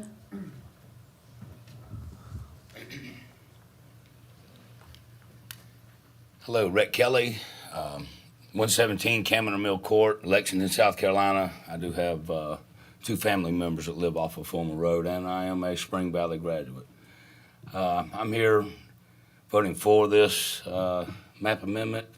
The 50 acres here, if y'all have seen a plan before you speak, yes, it is. We're asking for 188 townhomes. However, we are utilizing less than half of the acreage of the 50 acres to put these on, these townhomes on. They will be, as the young lady spoke, there is a need for affordable housing. Me being a real estate agent, it is very hard for first-time home buyers, second-time home buyers to afford a home. Today's interest rates, you know, the way the economy is, as we all know, we're voting on that tomorrow, that it is very, very tough for a family to buy a new home, to purchase a new home. Anywhere in the central business district of Columbia, Lexington, Richland County, which is where everybody would like to be because of the quality of the schools, the quality of life, and denying those folks the affordability of a home buying townhomes is a way to do that. So we're asking for 188 townhomes on this piece. If you had seen the utilization of the land plan, and the site plan, I think you'd look at it a little differently. We're not clear cutting, we're not slashing and burning. We're strategically placing these homes in the roads, in this piece of dirt, and leaving the back half of this land undisturbed, not disturbing the already flood zone that Ms. Robinson lives in. That will not be disturbed any more than it has already. Thank you. Thank you very much, sir. Doran Bowling.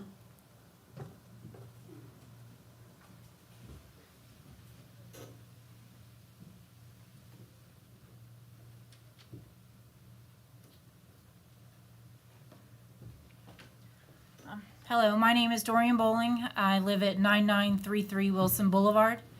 I mostly just want to reiterate what all of the other folks on my end disapproving of this development. I do understand the need for more housing and a new complex. Community could go elsewhere.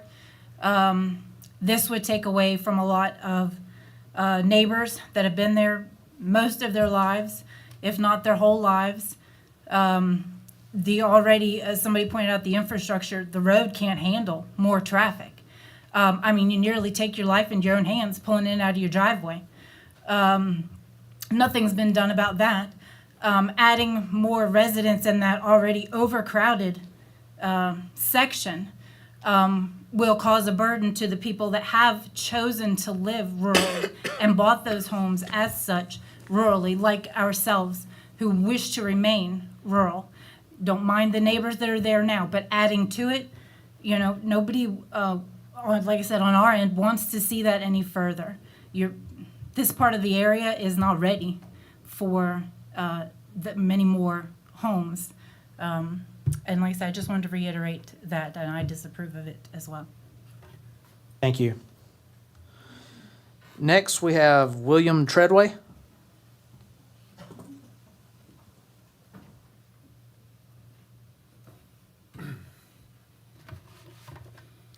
Good afternoon, gentlemen. Thank you for the opportunity. My name is William Treadway. I live at 9933 Wilson Boulevard, Blythewood. And if I would also ask to, like Landon had mentioned, if you would check the watershed, you'll notice the box on the bottom says watershed. You'll see a lot of the area turn green. In fact, that entire property, 188 developments or not, is impacting the watershed. Now, I stand in opposition to this for many reasons: environmental reasons, traffic, noise, density. I moved here 7 years ago from a really rural West Virginia, and I can tell you firsthand what people that don't even live in your community, don't even live in your state, spend a little bit of money, develop the havoc that it leaves. You know, I dealt with coal mines growing up my entire life. People that don't even live there, it's easy to say it's 188 when you're not living beside them. Now, I just ask, and not only that, with the increase in density, traffic, and just give you an example, Minneapolis, Minnesota in 2018 went from rural single-family dwelling to all medium density, and in 3 years, their aggravated assault crimes went up to 63%. We want to keep our family, our environment, and our property safe. And I thank you for this opportunity to speak out against it. And Mr. Johnson, I please ask that you continue to keep people involved. Thank you, sir. Thank you, gentlemen. Thank you. Chair? Yes, Mr. Dennis. That was all we had signed up for case number 22033MA. Mr. Price, was there one more person who wanted to speak on behalf of the applicant? Yes, sir. I believe he stated he came in after the sign-up sheets were taken in. Come on down, sir. Grand Rising. Good evening, everyone. My name is Kevin Williams. I'm representing CDM&R Engineering, 1130 Parade Ground Court, Clover, South Carolina. I'm here basically to represent the technical aspect of the project. Listening to the residences that had issues with the development of the project, I can say that a lot of land planning went into a site plan that was developed for the site, which I have in my possession. Speaking with Tommy DeLage, I do understand that the site plan cannot be used as an instrument in the rezoning, but I must emphasize that the amount of area that we are occupying with this 188 units is only 15.7 acres. There's approximately 34.6 acres of open space untouched. The main development, and I have a copy of this plan, I don't know if I can distribute that, but I have a copy for each one if you want to take a look while I'm speaking. No, please just continue with Okay. your comments. Thank you. Well, I will say that the project occupies mainly the southeast corner of the property on the south side of the streams that run through the property. And I also need to emphasize that the Belgrave development has actually stubbed sewer to this property. It's my understanding after analyzing the as-built that was purposely done. There is an existing 15-foot easement at the end of Belgrade Drive, which obviously was there for this property to tap into. And one of the reasons why we've taken the time to land plan this is to make sure that we are occupying just enough space to get the units that we need. Although we will have the ability to develop more units, the site it's not conducive to it. We're preserving a lot of space. And with that said, I'm just open to any technical questions you may have on the site plan or our intentions. Questions for this gentleman? Mr. Chairman, I have a question. Mr. Johnson. Well, I have a question for staff, but if staff is not able to, I'm suspecting that the speaker might be able to address it. Maybe. So, I mean, I'm gonna direct my question to staff first, and if they can't, then,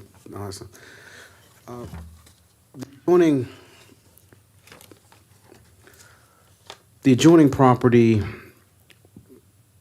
both the triangular shaped piece to the south as well as the larger portion where the watershed shows coming in, all of that as well as the subdivision development immediately adjacent to the north and to the east is all PD. So just looking at the map, I cannot make a comparable designation as to how that compares to what they're requesting. Can you give me some comparables of the level of density for what is shown as it relates to what is requested? Mr. Price. Okay, yes, sir. You're correct. A majority of the developments in this area are zone PD, or formerly the PUDs, planned unit developments. I can't give you the exact density of each one of these developments, but kind of based on what we were originally proposing, and I kind of hate to go back to our original mapping for Richland County, but we believe that we were going to designate this area, propose to have this area designated as R3. And that was based upon it being, which is about 6 units per acre, and that was based on it being more in character with how the area was developed. So kind of looking at how the subdivisions that are in this area and looking at the densities of those based on our comprehensive plan that we currently have, I think you could argue that they are not in compliance with our comprehensive plan due to the densities. However, what originally proposed by staff as part of our remapping for the 2021 Land Development Code, we were proposing that this area be R3, which would be more in line with what's actually out there. So in rough numbers, roughly 2 units an acre over. I'm sorry, what was that, sir? So apologies. In rough numbers, roughly 2 units an acre, that if the intended potential amendment would have gone for R3, which would allow for 6 units an acre, that they're asking for roughly 8 units an acre. Yeah, based on, again, going strictly by what our comprehensive plan states, we still would have recommended disapproval for really anything probably under RSLD. Any density, RSLD, RSE, RU, we may have recommended approval for it. But anything with an R, anything higher than that from a density standpoint, we would have recommended disapproval. Maybe I misunderstood you and the applicant, because I thought that the notice that went out showed an intent to go to six units. Correct, yes, and that, the notice that went out stated that a recommendation was for R3, which would have been 6 units. Again, that was based on how the area has developed. I was speaking right now how we look at it from from our Understood comprehensive that. plan. Understood Yes. But yeah, so the notice that we sent out was for R3, which would have been 6 units per acre. And again, stated that's just how looking at the surrounding properties and the densities of those areas, that's what our recommendation was based on.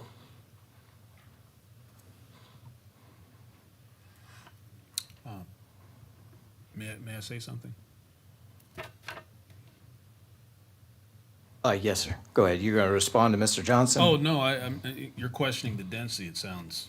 I'm just listening. I mean, if you do the math, the density they're proposing is 3.7 units to the acre. If you take the full 50 acres and divide by our unit count, we're not asking for each 6 units to the acre. The challenge for the commission is that the entitlement that you are requesting allows for higher than that. Your actual plan is lower than that, but we aren't allowed to take that into consideration. And so, for me, as one member, if it was at R3 or 6 units equivalent, I could support that based upon the surrounding density. But at R8, as Mr. Price is saying, now that's higher than what's the surrounding, which is why my first question started off with, what's the surrounding governing density? Now, as a practical matter, you have a site plan that is less than that. Yes. And I appreciate that, but legally, we can't take that into consideration. And that's understood. So the best way I can relay it is we cannot feasibly build more than what we're showing. And as a result, we're creating more open space and trails and that sort, so we can utilize that area, similar to, I forgot one of the residents that had talked about keeping open space. But is there not a lesser request that would achieve the same objective? Well, we talked to staff about potentially changing our zoning district to a PDD. Now, it's my understanding a PDD would require a more specific submission, architecture, amenities, things of that sort. But we kept this date because we wanted to get in front of the commission to present our case. So we decided to move forward. And that's why I'm here to let you know that, listen, we're not going to propose any more than what we have. Now, if there was a mechanism for us to solidify that with commission today, we'd be for it. Anything else for this gentleman? All right, thank you, sir. Mr. Chair, Yes, kind of Mr. Price. elaborate on Mr. Johnson's question. One of the things that we look at, it's not necessarily always a request based on zoning. In the case such as the applicants requesting, it's about use. So any of our our lower density zoning designations would not permit the use that they desire. So this was probably the least intrusive of all of the zoning designations, which would allow what they were proposing to do. Thank you. All right, anyone else? So we don't have no one else to speak. Maybe you already spoke. I had a question about utilities. No, I'm sorry. You had your opportunity, so I'm sorry. We just have to treat everybody. That's okay. All right, so we'll go ahead and move into any additional questions for staff or any discussion on the case. One final question, please, Mr. Chairman. Yes, Mr. Johnson. Mr. Price, I understand the distinction as relates to the zoning and versus the use, but is it because it's townhouse? Is that what the trigger is, why a lower density would not? Yes, sir. So our, the single-family designations did not allow townhomes. So if they will fall into the RM designations, which will either be RM or RMMD or RMHD. So one of those zoning designations would have to be used in order to develop the property with townhomes.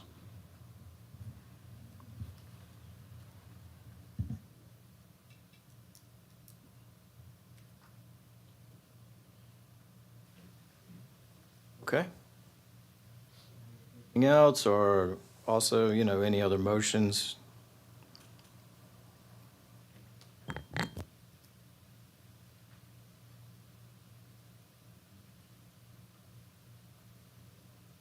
Sure. Mr. Dennis? Yeah.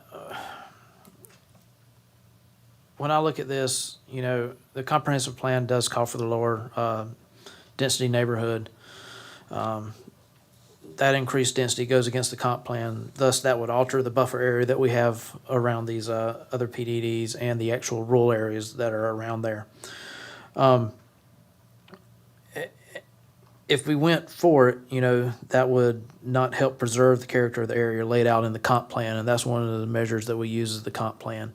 And we also look at things around there. But for me, looking at it, I can't support it because I know they're asking to build a low number compared to basically 400. But if they do develop that and then they sell it off and somebody else gets that land, the open space, I'm not saying they would, but in 3 years down the road they do, then that land could also be developed even more. So I really have to look at it and follow the comprehensive plan on this one. So with that speaking, I would move to send this case to county council for disapproval. All right, is there a second? Second. Moved and seconded that we send this case 22033MA to county council with a recommendation of disapproval. There's no further discussion. We'll have staff take the vote. And the motion is for disapproval. Those in favor of the motion? Branham, Aye. Dennis, Aye. Yonke, Aye. Johnson, Aye. Metz, Durant, Aye. Taylor, Aye. Sirks. Aye. All right, that motion passes. All right, so again, we're a recommending body, and then county council will conduct a binding vote at a later date. Excuse me, Mr. Chair. Yes, Mr. Price. Just for this particular case, and I believe also for case 22-035MA, the council representative for this area, Councilwoman Gretchen Barron, will be holding a stream town hall meeting on Monday, November the 14th, from 5 p.m. to 6:30 p.m. Our website will be updated. This will allow the public a chance to probably have a little more detailed discussions regarding what is going to go there with the council person, and probably, which they have here. And they can also get some additional questions answered. Looking at our webpage, it hasn't been updated yet with that information. However, if anyone calls area code 803-766-5678, that they will instruct them on how they can participate in the meeting on the 14th. All right, thanks for that information. So that's as to the properties on Wilson Boulevard and Clemson Road. Yes. Thank you. Mr. Chairman.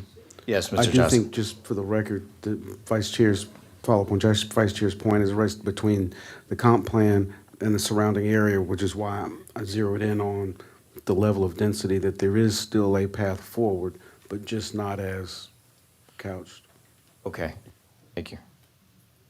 All right. Next case is 22034MA. Staff, whenever you're ready, if you present that case for us.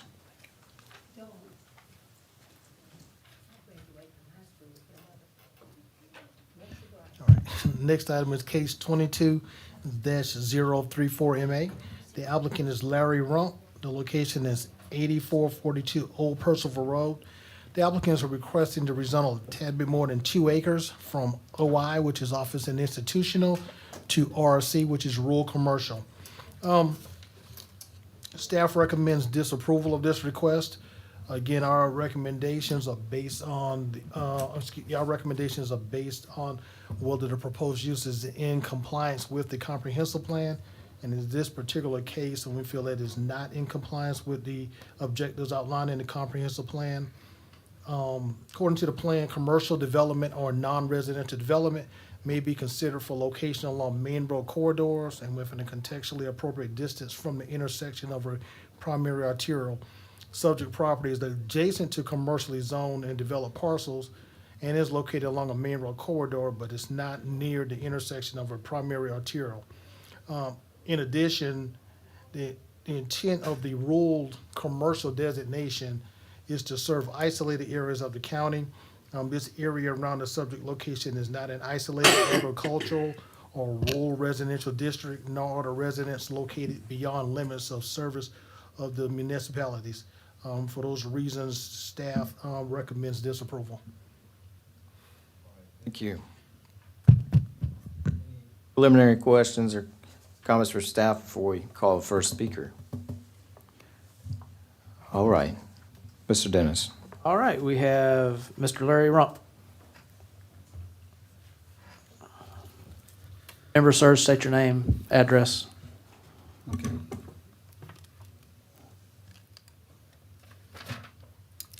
name is Larry Rump. I reside at 8436 Old Percival Road.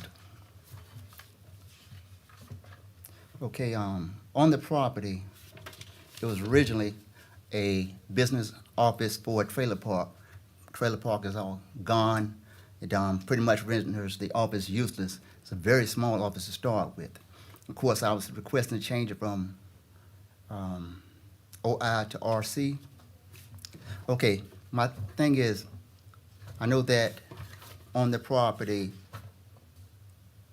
is sparse with many woods, and I own all the adjoining properties, right? And I don't have a problem with it, quite obviously. The business wouldn't bring much traffic to the area in terms of, I own a business now, the same type of business, a car lot, which basically 2 to 3 employees, 15, 20 cars. In terms of noise and traffic, of course, with a business that small, one, there are plenty of trees and wood lines, and there's a brick wall located in between the trailer park stuff that's next door as well. But if that's a problem, I'll put up a wooden fence in addition.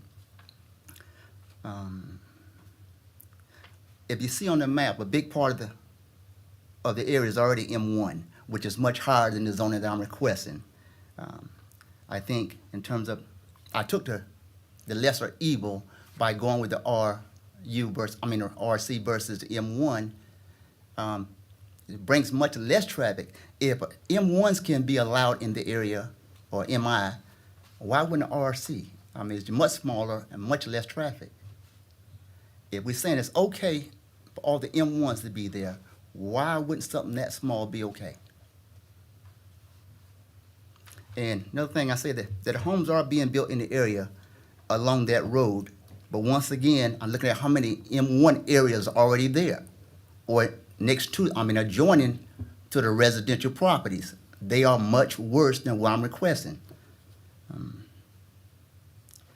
And finally, like I said, being that the community is growing, like I said, there are plenty of houses there. You're talking about a small car lot with that many houses. Sir, your 2 minutes is up. Oh, thank you very much. Thank you. Anyone else scheduled to speak? We have no one else scheduled to speak Right. for this case number. Anyone else in the chamber want to speak on this case? All right, thank you.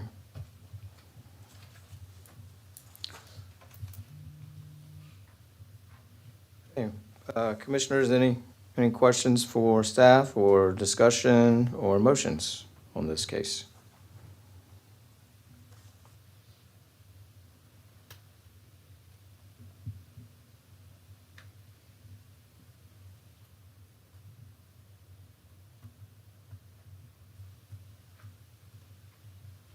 Got it, Chair.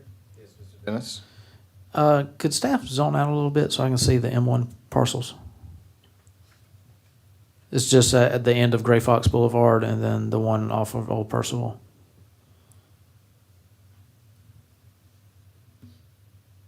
Scroll out a little bit more. Perfect, thank you.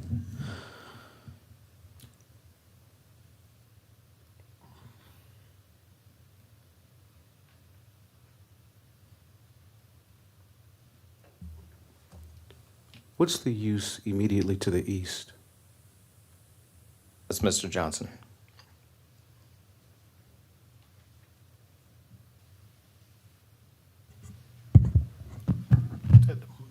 The manufactured home park. I believe that's the.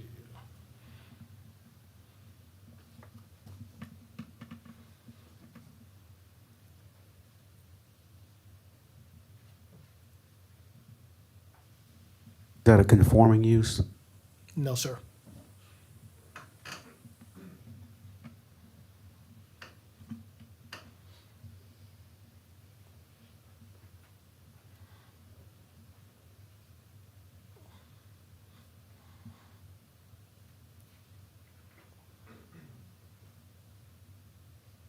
No, and it's non-conforming due to the zoning. Manufactured home parks are required to be in an MH or manufactured housing zoning designation, and this one is in a residential multifamily, I believe, is it medium density? Medium density designation. Would that zoning be considered higher or lower than what he's requesting? Lower. This would be lower or the, Yeah, that zoning designation, because it's residential, it's still residential, and his request is commercial, so it would be, need to be lower.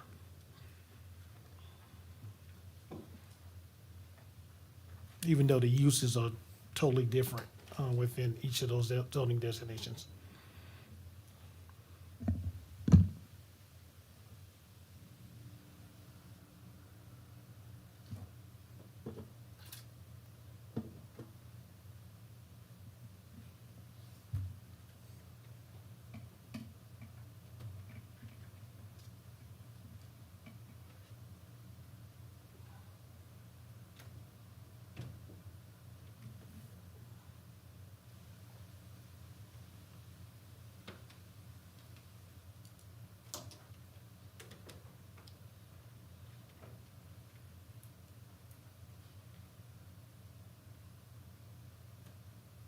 Here, Yes, Mr. Dennis. I got a question for staff. I left my binder at home, so what's the actual purpose of rural commercial? Do we have that available? Yes, sir. It's actually in your packet, on page 17, if you have that. Thank you. Normally I look all that up in my actual big binder that I got with all the stuff in it. I didn't think about looking back over.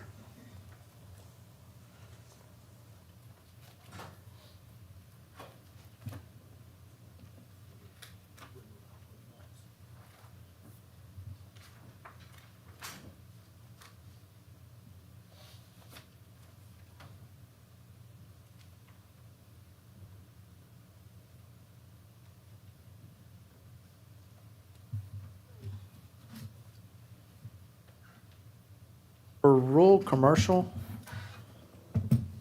could a car lot be on there? Yes, sir. Okay. Yes, sir. So for, y'all know how I feel about talking about a specific use. I know, but I just want to know if it was permitted. Right, but just if rural commercial is the lowest intensity based zoning, commercial zoning designation that would allow a car lot. So it would be rural commercial, then you go up to general commercial, then you get into the light industrial zoning designations. did I misunderstand? I thought he was currently operating. Mr. Johnson speaking. No, sir. I mean, he can clarify, but I'm not on this site. I don't believe he's operating as a, No, I apologize. Yes, I currently own one in the city of Columbia, last 11 years. But another thing I'd point out, the property to the left or the west of this property, of the car lot that I'm requesting, I own all those properties. The property adjoining to me are M1. So if my property is next door to the M1, would you prefer I come down the line, just make them all M1? Would that help the situation? Thank you, Mr. Rump.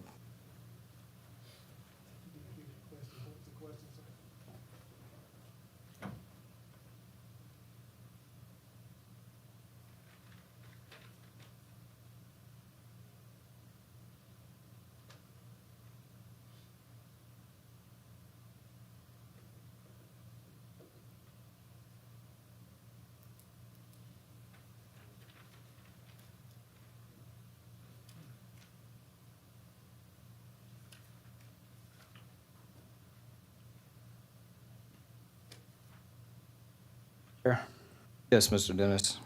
Yeah, I mean, I looked at it earlier when we got our packets. And I looked at the comprehensive plan, how it calls for medium density neighborhood.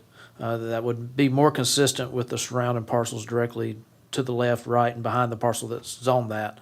And then, you know, I asked staff about the purpose of the RC district. And one of the things that stuck out to me is RCs to serve isolated areas of the county. I mean, it's not, off of Percival, it's not really that isolated. I mean, I can't see going forward with it in my eyes, that parcel. Because it would just be out of characteristics. It would just be one parcel in the middle of other parcels. So with that being said, I mean, I got a motion, but does anybody else have anything that might change my mind? I don't know. Just asking before I make my motion. All right. Chair, I make a motion to send case number 22-034MA to County Council for disapproval. Second. All right, moved and seconded that we send case 22034MA to County Council with a recommendation for disapproval. If there's no further discussion, Mr. Price, if you would take the vote. Excuse me, those in favor of the motion for disapproval? Branham? Aye. Dennis? Aye. Yonke? Aye. Johnson? Frierson? I'm sorry. Metz? Durant? Aye. Taylor? Sirks? Aye. All right, that motion passes. Again, we're a recommending body, so the case will now move up to County Council for their consideration. Mr. Price, did you have a? I was gonna say, that zoning public hearing will be on the 17th of November, not the traditional fourth Tuesday, but it will be, due to the holidays, it will be on the 17th of November at 7 p.m. here in Chambers. Thank you. So our final case today is 22035MA, and whenever staff is ready, if you present that case, please. All right. All right, next case is case 22-035MA. The applicant is Samantha Kozlowski. The location is at 2630 Clemson Road. The applicant is requesting rezone 3.99 acres from RSMD, which is residential single-family medium density, to GC, which is general commercial. Staff recommends disapproval of this request.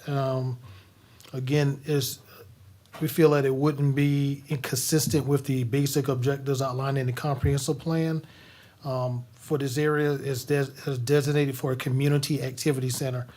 The GC district should be located at the heart of the activity center, while less intensive commercial districts are appropriate as the zoning transitions away from the intersection. So looking at this, the request can be viewed as being incompatible with the smaller scale commercial and institutional uses along this portion of Clemson Road. And again, as a result, the request will introduce a zoning designation and use types which are not consistent with the institutional character of the immediate area. So again, so staff recommends disapproval. All right, thank you. And Mr. Dennis, is there anyone signed up to speak on this? Yes, sir. We have the applicant here, Samantha. I'm not even going to butcher it. I'm sorry. No problem. And I just want to say this. Everybody that's out there, I'm sorry for butchering your names, but too many years in the federal government, I've seen way too many names spelled the same, so I just kind of give up on it. Not a problem. It's Samantha Kozlowski, 1695 12 Mile Road, Berkeley, Michigan, 48072.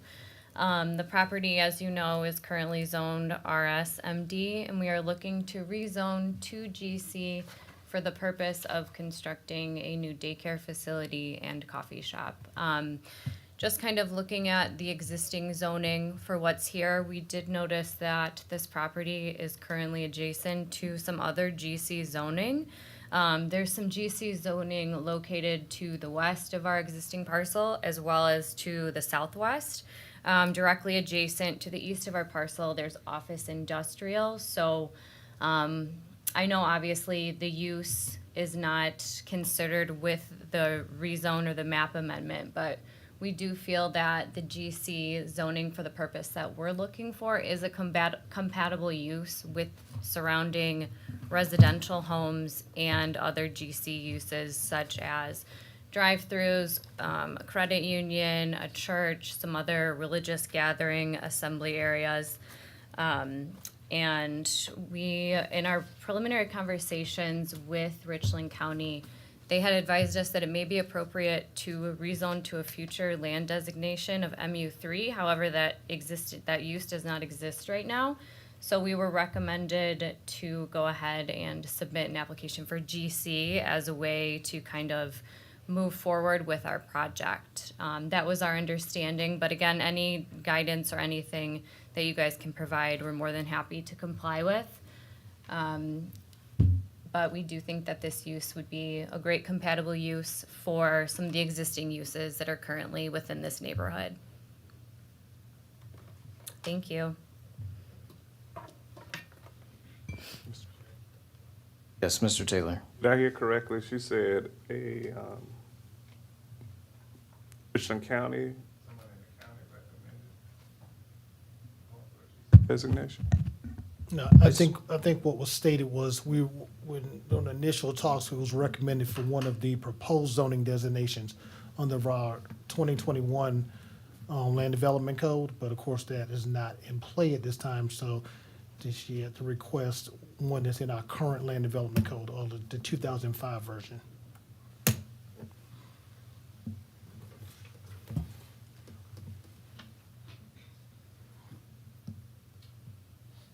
Yeah. Yes, Mr. Taylor. Now that, maybe I misunderstood. Was that not the M3 or the one that's not there yet? Is that what you're saying? Yes, sir. The MU, I think it was MU3. MU3? Yes, there's. I understood that part, but then I thought she said for the purposes of the application to go ahead and apply for GC. She can clarify. Sorry for the confusion. That's correct. Our application is to rezone to GC. And you said that was recommended by? That was what we had discussed with the planning department prior to submitting the application. Thank you. Yes, Mr. Chair, maybe Yes, Mr. I can Price. help clarify something in with the applicants here. Again, you know how I feel about speaking on specific use.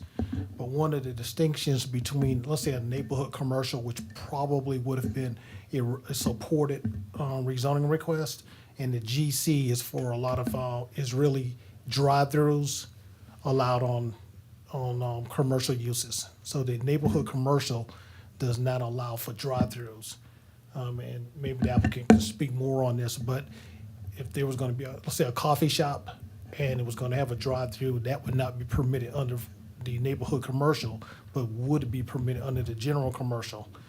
The other use, the daycare, would be allowed in all of our commercial zoning designations.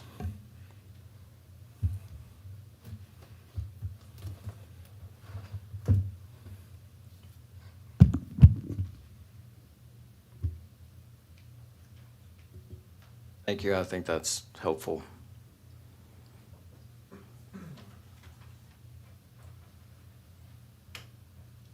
Okay, commissioners, any discussion or motions?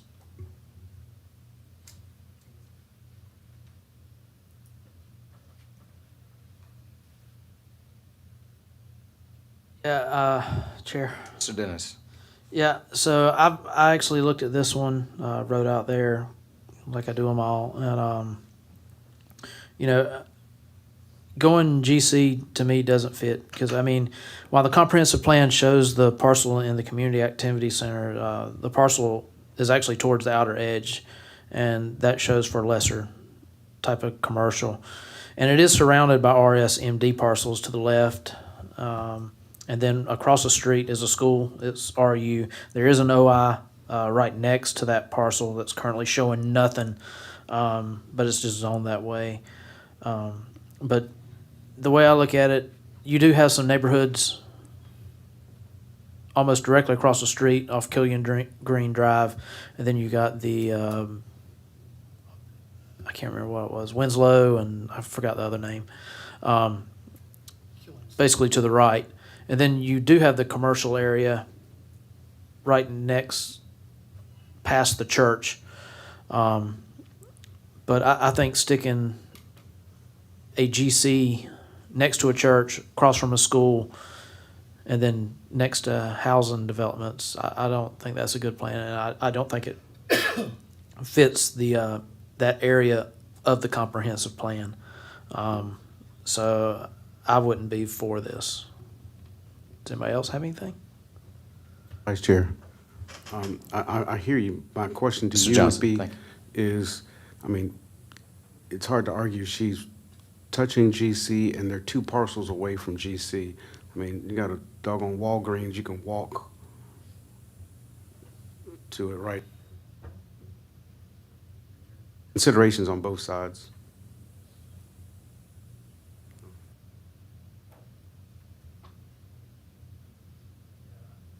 I see what you're, I understand 100% what you're saying. It's just, you know, I drive past Clemson Road in Longtown a lot.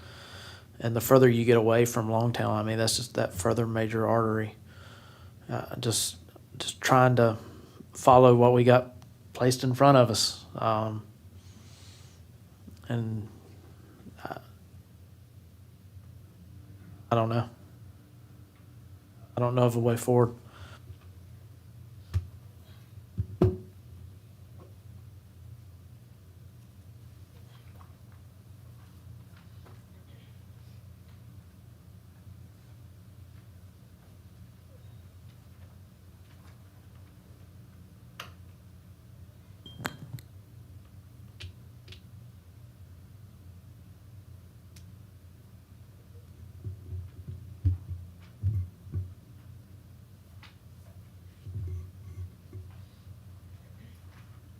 No further discussion, the chair would entertain a motion.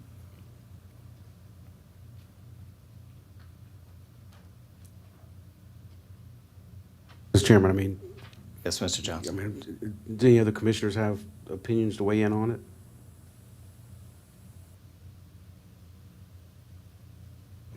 I would simply say, you know, definitely understand both perspectives that have been shared between Mr. Dennis and Mr. Johnson, and also just within the context of the planning department's recommendation. To me, I do see that the juxtaposition as it relates to that intersection, and then, you know, moving away and needing, in my opinion, based on how I understand the comprehensive plan, to see the density, the intensity of the uses decreasing relatively quickly. And it does sort of feel like the church and then the school, and then you're coming up quick on the neighborhoods that you would want to see the intensity decreasing through that zone.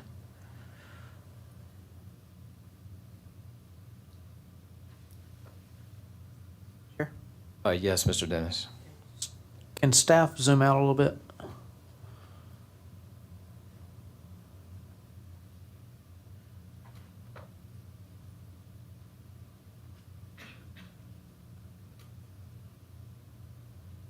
You click on the zoning form, please.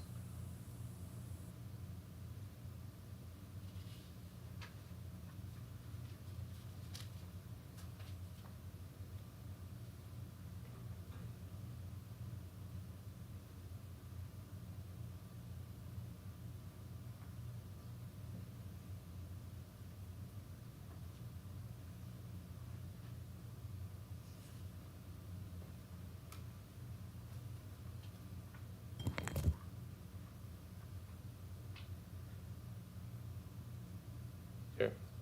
Yes, Mr. Yonke. Does the staff have any more information on the PDD next to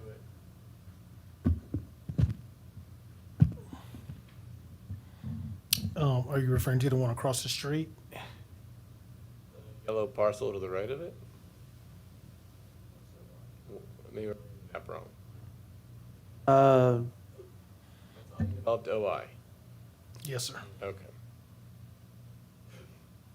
With a secondary zoning designation of neighborhood commercial. It's probably split.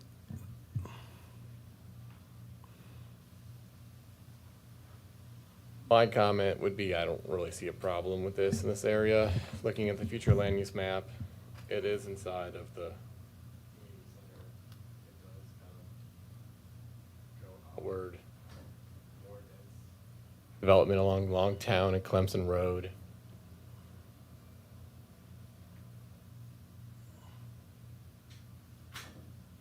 I see it fits the character of Clemson Road in this area.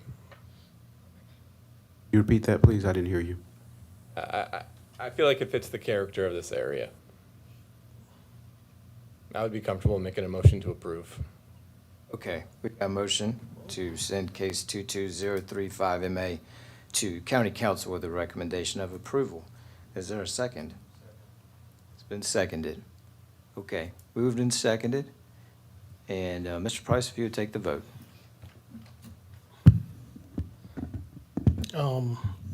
Before, Dennis, you recognize.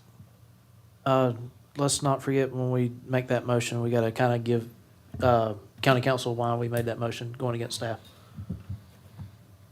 I make my motion. Sorry. Mr. Yonke here, I'm making a motion for approval against the staff's recommendation due to the future land use map and how it's in a community center, activity center. I feel like it fits the character of the area. That is commercial. Thank you, Mr. Vice, whenever you're ready. A second? Thank you. Affirmed the second. those are by Mr. Metz. Okay, we have a motion for approval of case 22-035MA. Those in favor, Branham? Oh. Dennis? Yes. Yonke? Aye. Johnson? Aye. Metz? Durant? Aye. Taylor? Aye. Sirks? Aye. Motion passes. Here. Yes, Mr. Dennis. Yeah, I was just gonna say this, you know, when I talked earlier, I said I was not going to support this, but, Mr. Johnson and Mr. Yonke kind of changed my mind on it, so, thank you for y'all's input.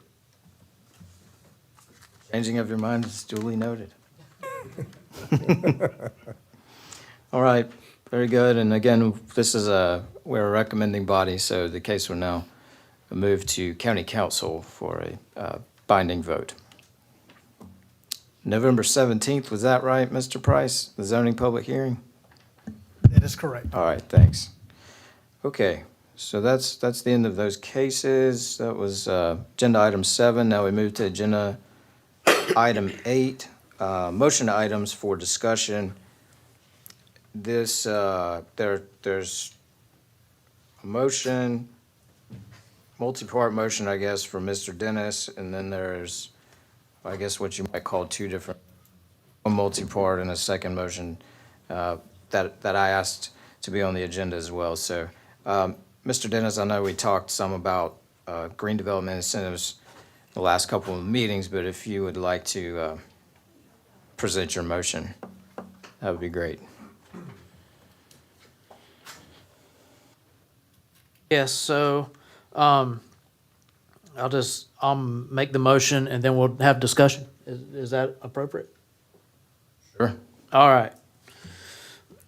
So I move that under section 26-5.13, the Green Develop Initiatives, motion to delete the C1A1 from residential structures for an additional story or 15 feet from that green incentive.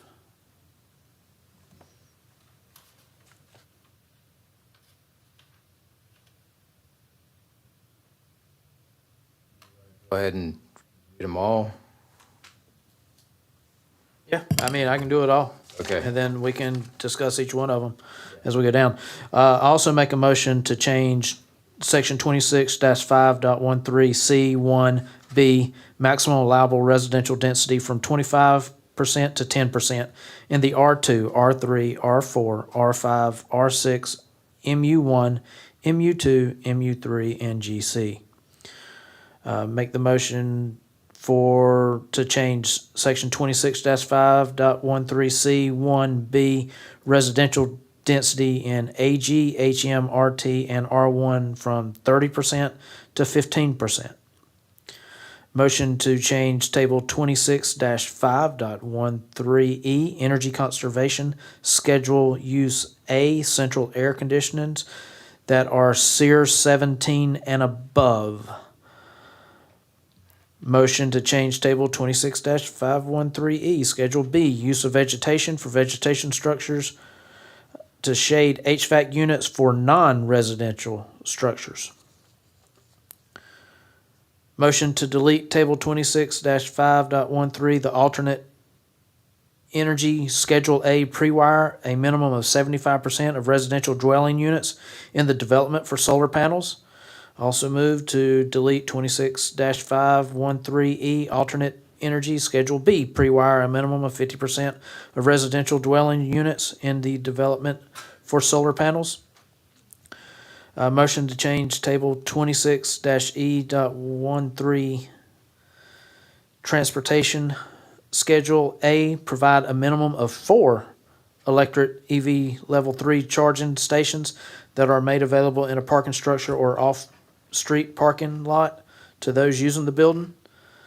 Also, motion to change table 26-513E, transportation, Schedule A, provide minimum of 4 electric vehicle EV Level 2 charging stations that are made available in a parking structure or off-street parking lot to those using the building.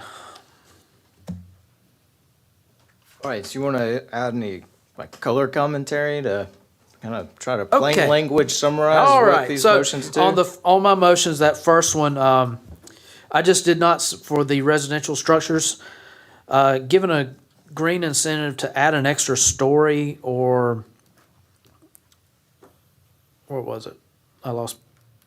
For residential structures to add a story, I think that would change the outlook, kind of the county. Therefore, to me, it's just not in the best interest of the citizens or the landscape. That's kind of where I was at with that one. Do you want me to give them all, or do we want to give mine and then I'll just give them all, and then we can get a second, or we can downvote whatever one we want to. And then for the decrease in density bonus from 30 to 15%, I think that would help match efforts to decrease the density that many citizens in the county want.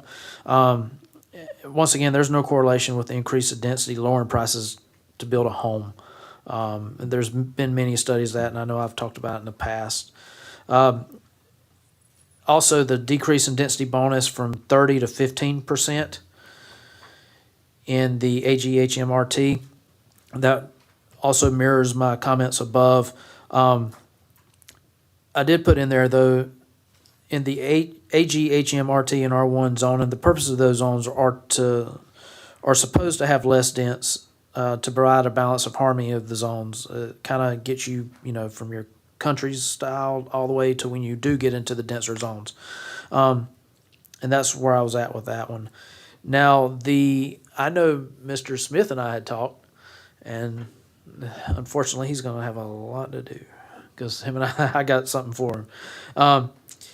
The motion for the HVAC, I know we talked about Energy Star, and the state of South Carolina was going to 15%. So a SEER rating of 15% actually doesn't do that very much, and that means the state standard is going to be 15%. So let's not ask for the state standard. Instead of basing that green incentive on that just Energy Star, why not go up to a SEER rating? A SEER rating of 17% or above for better energy consumption. At a SEER rating of 15, you save about 13% on your energy. But at a 17 SEER rating, it jumps up to over 20. And when you get to 18, 19, it really jumps up there. And unfortunately, I forgot to email my slide in that I had the Sierra ratings, but there are plenty on Google if somebody wanted to pull one up. That would help me out a lot. So, you know, when you're saving 20% a year on savings, that does help the environment with a better energy efficiency. And then when we got down to the shielding of HVAC, so I spoke with a bunch of HVAC people. They said in residentials, those units are so small that it really doesn't help. And because of the amount of air, when houses are built closer together, the amount of air that they suck in has some issues when you put things around them. And it can cause the coils to get dirty and actually decrease the unit life. And it actually keeps them from cooling correctly because of the hundreds of thousands of cubic feet moved during the operation. But the way I worded that was so that on commercial units, the way they're built, their standards, they have structures normally built around them and for shade. So some residential or some commercial structures actually don't shade theirs at all, but some do. So that's why I wanted to leave it to give a bonus to the commercial guys if they wanted to shade it, because those units are actually designed a little bit different to pull air a different way and up through, just because the size of them. The size of it actually does help because it's a lot bigger. The solar companies, so when I was looking into this, for which one? Okay, so for the next one will be VI, the solar panels. So for the solar panels, I actually like the pre-wire, and I thought it would be a good thing until I started talking to solar companies. And when I talked to Sunrun, I noticed a discrepancy when I asked them, hey, if I have a house that's pre-wired, can you guys install solar panels? And they said, nope, we would have to take everything out and do it ourselves for liability reasons. So then I started calling a few others, and they said the same thing. So then I called an independent electrician. He goes, well, I wouldn't do it because I would also want to look at it and do it myself and get everything up. Because he said different solar panels are going to have different power requirements, different wiring, so it depends on what type of panels. So when I was looking at that, only to pre-wire, I don't agree with it. But if builders wanted to put solar panels on, then, I mean, that could be another motion, probably.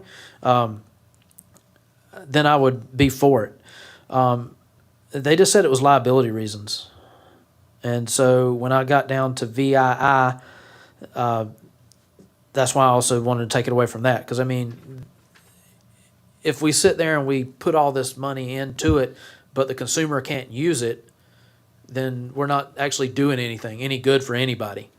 So that's kind of why I brought those two up.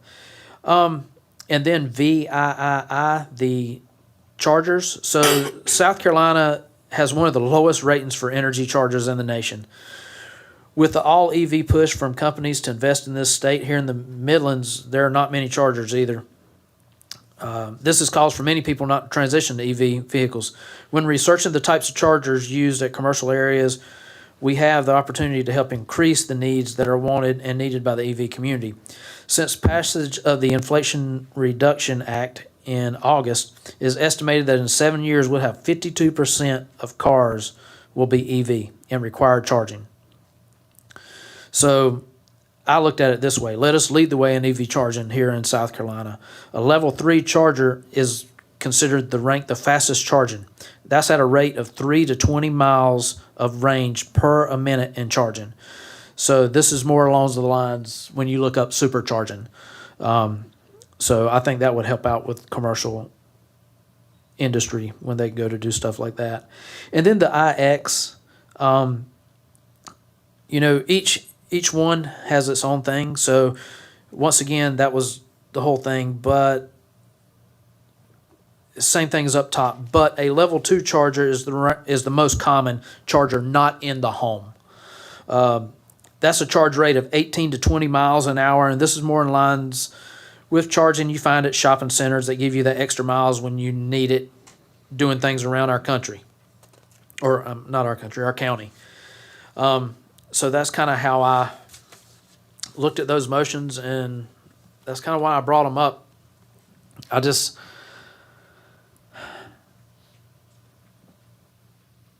This is hard when you look at green stuff, and, you know, Mr. Smith, he gave me a good PowerPoint that he presented to the public. And when we talk about green, this is just the simple green stuff. There's so much more this county can be doing that's not even part of planning, that we could institute here. But that's a whole different ballgame, and that's gonna have to be tabled at another time, because it wouldn't go in a land development code, but it actually fit very well in our comprehensive plan to a certain extent. So from there, I think that's why I made those motions. So, I mean, I'm happy and appeased to take it whether they pass or not, but that's just the way I was looking when I went through and started researching everything. You know, I researched a little bit, and then after we talked about it at that October work session, I went home and got on the computer and just started going and started calling companies and figuring everything out. And that's where I'm at. All right, thank you, Mr. Dennis. I know we've talked about this some in meetings and then, you know, one-on-one. And like I understand, you know, where you're going with things, and it does leave intact some incentives, particularly related to density bonuses, though it does basically cut those in half from the current 2021 Land Development Code.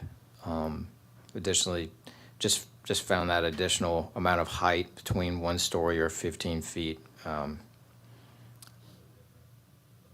Not sure if that's something that the community would desire, but it does leave some incentives in place, and it does, I think, cause people that are looking for those incentives to need to stretch themselves in order to attain eligibility. So I would second the motion and take any other discussion on these motions at this time. Chair? Mr. Dennis? I know you seconded it, but I really would like, if anybody has any one of them that they don't want or do not think should be on there and want to talk about it, please, by all means. I mean, I've sent these motions because I think it's the best thing forward, but, I mean, I do want to hear something, whether it's for or against. I mean, y'all changed my mind.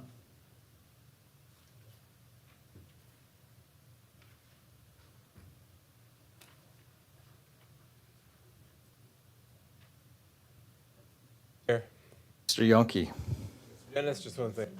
Thank you for doing all this research.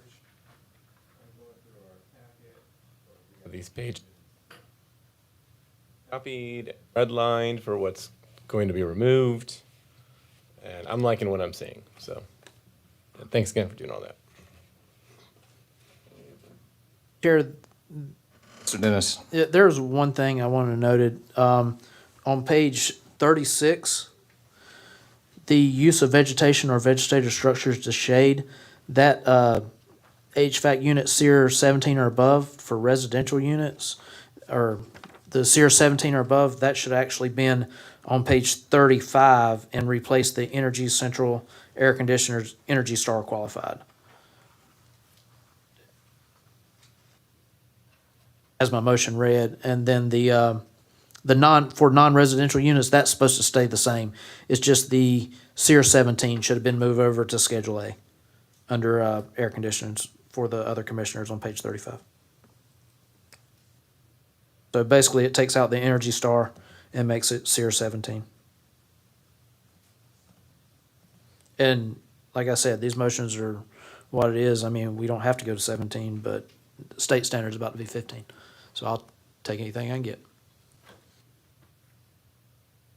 Staff, did you follow that? Okay, yes, the answer in affirmative. Yes, sir. I did see that, and my apologies. I did see that when we were doing the putting the agenda together, and I meant to make that change, but Hey, thank you for bringing that to us. It's all good.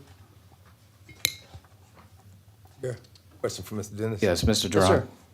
I just want to understand the driving force behind these motions that you're making is that your feeling after reading the incentives for contractors is that we were giving them credit for things they should have been doing, they are doing already, and you wanted to make this a real incentive plan for them. Is that, am I correct, my understanding correct?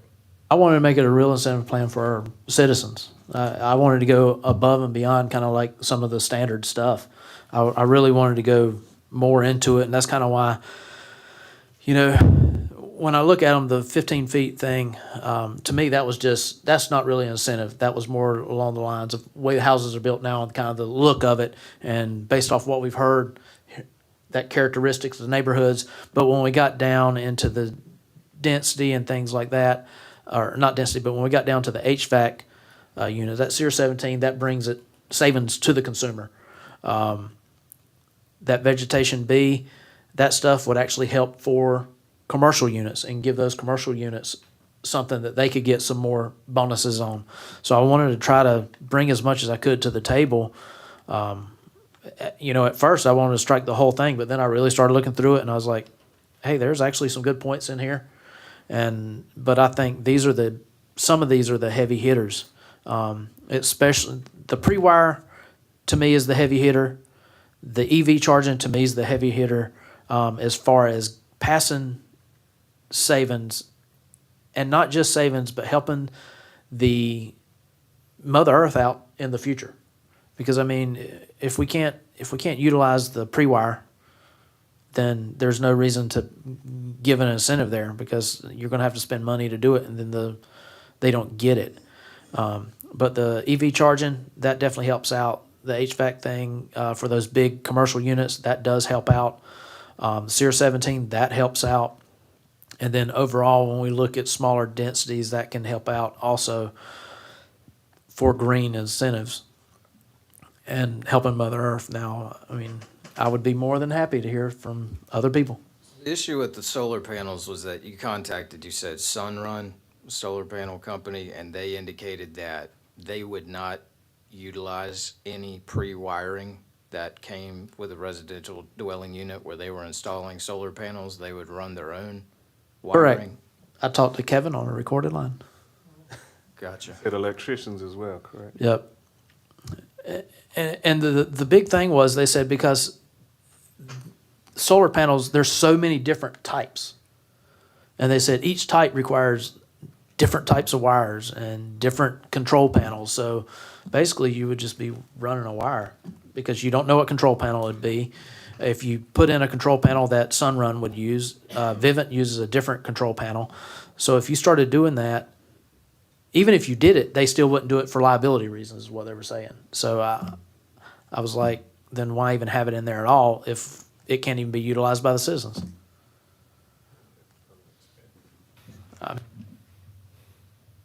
Yeah, yes, sir, and along the lines of what you were stating, Mr. Smith. So, the presentation I gave back at Riverbank Zoo was about the sustainability and resiliency. Part of that, we invited Dominion Energy to come out and speak on solar panels.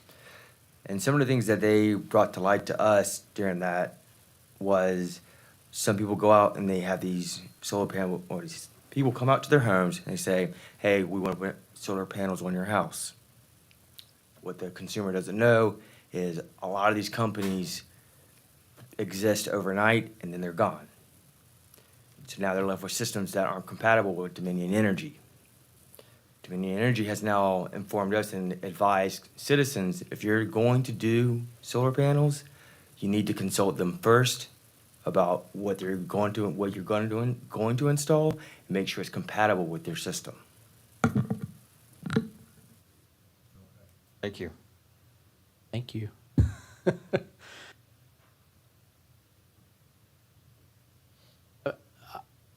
I'm going to say, I mean, I have run into this with solar panels. That whole thing with Dominion Energy, it has hurt some things in real estate because certain people can't get them because it's the wrong type of system. So when they go to swap over, they're like, no, it's not compatible.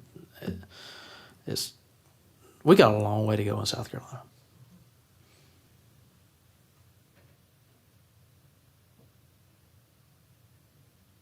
Chair? Anything else? Yes, go ahead. Yes, One more Mr. question, Durant. Mr. Dennis.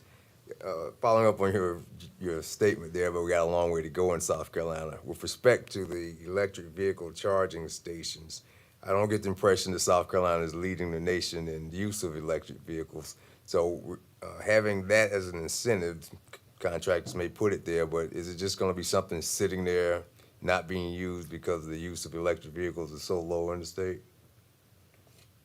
There are certain areas in Charleston, definitely Myrtle Beach, that get it used. I've seen it up in the upstate too. I think, talking to people, they haven't went EV because of lack of chargers. I'll even say this: I looked at getting an EV for us, but because we drive down to Florida, I can't get it because I can't. The direct route to Destin, we can't charge. We actually have to go a couple hours out of the way to charge. But with us not using, I mean, $1.3 or $4 billion, BMW just announced an EV push up in Greenville in the upstate, and there's stuff coming down the Midlands. If I'm not mistaken, we're going to have some type of battery thing that was identified by the governor and bipartisanship, all kinds of stuff from the State House that's coming into the Midlands and going down. Like there's going to be, these EV companies are investing a lot in South Carolina because we already have the infrastructure for BMW. I forgot that other company that builds cars here, but you know, they're looking to start building their full EV range here in South Carolina. And you know, the federal government in 10 years is wanting to go mostly all EV. So that's kind of why I was pushing it, to try to get ahead of the ball game to get them out there. Well, I applaud the research you've done. Obviously, you know what you're talking about, and you've looked at a lot of stuff. Thank you. Yeah, it's taken a lot of reading. I've actually smarter on EVs than I've ever been in my entire life. And I was totally against them at one time, and now I'm kind of leaning towards them after my... No. Mr. Smith. Sorry. It's actually something not as far-fetched as you might seem. Washington has actually put in a mandate that all new cars have to be sold electrical only by the year 2035.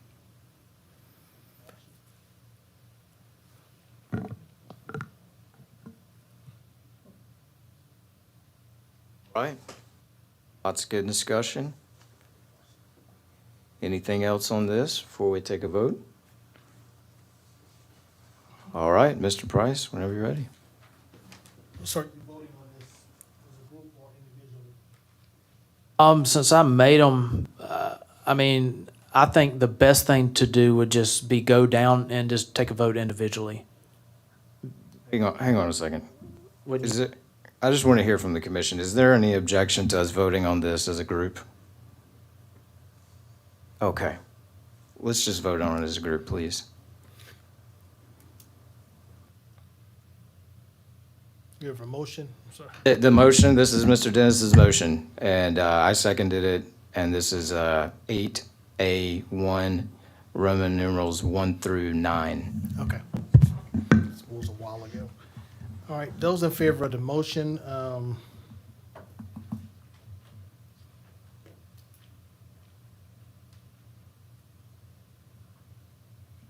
I'm sorry. So this is essentially is for agreement to place on the ledger.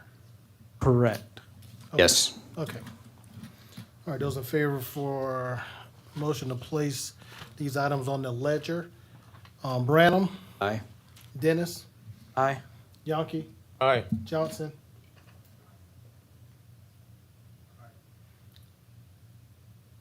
Metz. Durant, Aye. Taylor, Aye. Sirks. Aye. Motion passes. All right, thank you. And that is added to the ledger. All right, 8A2 is my motion. Excuse me, Mr. Chair. Mr. Price. All right, before I guess you get started with, and I'm speaking specifically now for for items 2, Roman numeral I-1 to 7, to 6. So I to VI. Looking at those, so we, as staff, had a lot of discussion, and we were looking at this. And I guess my initial thought is that your motions aren't necessary at this point. On the 3rd of October Planning Commission meeting, you made a motion to delete subsection 26-3.1F5, which provides for the complete elimination of massive reductions on minimum lot width requirements in instances involving cluster development and any other provisions for cluster development of single-family dwellings. So if we actually have removed cluster housing or cluster development as an option, then there's no other provision in our code that would allow for the reduction of lot sizes. So every lot would have to meet the minimum lot area for each district. But how do you calculate the minimum lot area for each district? Oh, I mean, it's pretty simple. Whatever that density is, divided by 43,560. So I believe in RS2 with 3 units per acre will come out to 14,520 square feet per unit. Okay, I'd like to just go ahead and have this motion heard and talk through it. If you're right, then, maybe we wouldn't need it, and maybe you are. I just, for my own peace of mind, and just to talk out my objectives and intentions, I want to just go ahead and lay this out. And I know we talked about this a little bit together with Mr. Jensen, and Mr. Jensen was good enough to give me some suggestions as far as how to structure these things, just based on his experience with some other jurisdictions. He's not here tonight, is he? Oh, okay, there he is. Yeah.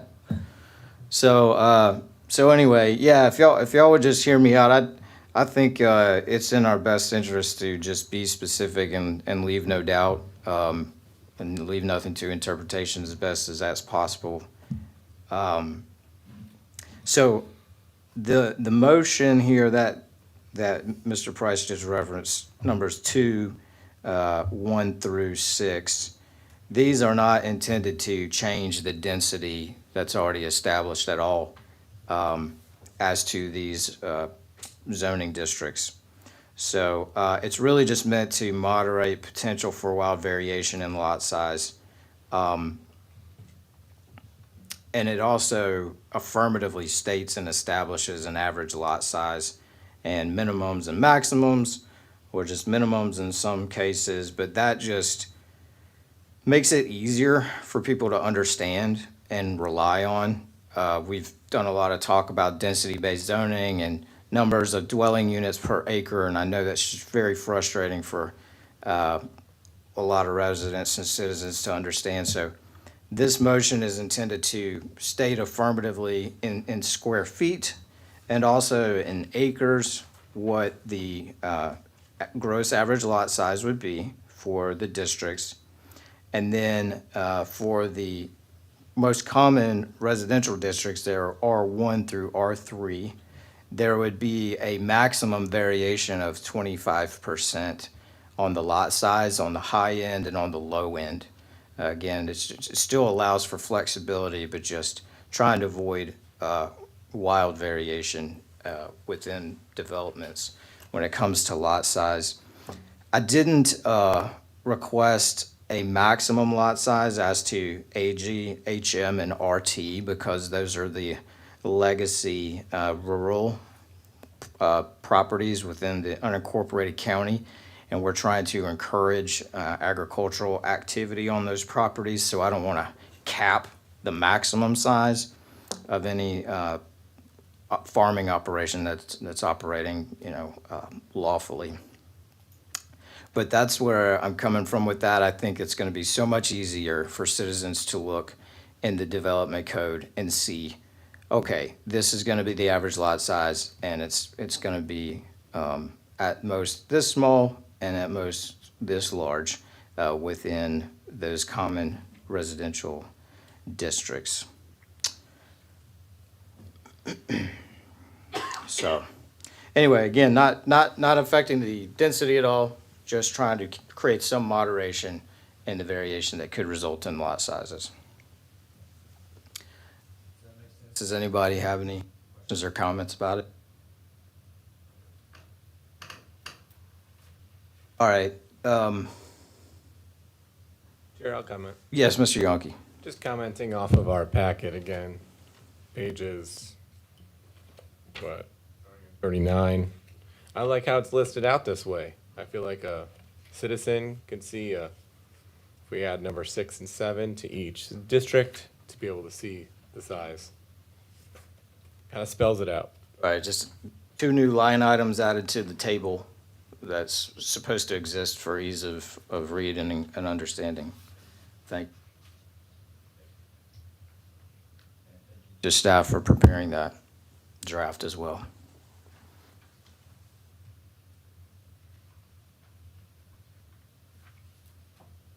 All right.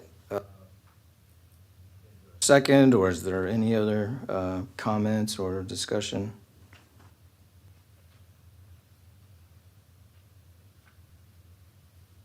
Second. All right, so right now, just wanted to deal with those items 8A2, 1, 6, up with 7 after this vote. Topic. All right, any other debate or discussion before staff takes the vote? Hearing none, Mr. Price? All right, those in favor of the motions to add to the ledger for 8A2, I through V1, VI, or Roman numerals 1 through 6, excuse me. Those in favor, Branham, Aye. Dennis, Aye. Yonke, Aye. Johnson, Metz, Durant, Aye. Taylor, Aye. Sirks. Aye. All right, that motion passes. Okay, thank you. So, I'm just want to be, we're going to actually put those on that table like was listed in our packet, right? So that, They're part of the ledger? right. Is that what you- Well, I mean, Oh. if we go through with it and it goes to county council, what I'm talking about on page 39, like, that's actually in like page 41, Right. where they had 6 and 7 in the red, the gross average lot size, is going to be broke down so that, you know, they understand it, because they're not, you know, the public out there is seeing 0.33 density, but then it'd be broke down Right. so they can easily understand it a little bit more. Yep. And Okay. I don't mean to undercut Mr. Price's earlier comments at all, but just really like those 2 line items just for structure and clarity to each zoning district within the code. All right. So wanted to just address the 8A2 Roman numeral 7 and item 8B together. We have had some good discussion as of late about the properties currently zoned M1 and the fact that there's not a very apples to apples equivalent in the between the current code and the 21 code. And just looking at some of the permitted uses tables, you do see some material differences between M1 and the closest equivalent, OI or the MP. And we also were able to see that there are several hundred properties that fall into that category of needing to be rezoned if M1 ceases to exist. And so just looking at those 2 realities, the fact that there's not a great apples to apples equivalent and the fact that there are several hundred properties that would potentially be rezoned, which would be very difficult for the commission to wrap, kind of fully conceptualize and consider. My recommendation, because of that, is to leave the M1 zoning district in place and have it carry into the 2021 Land Development Code, and to have those properties that are currently zoned M1 to be zoned M1.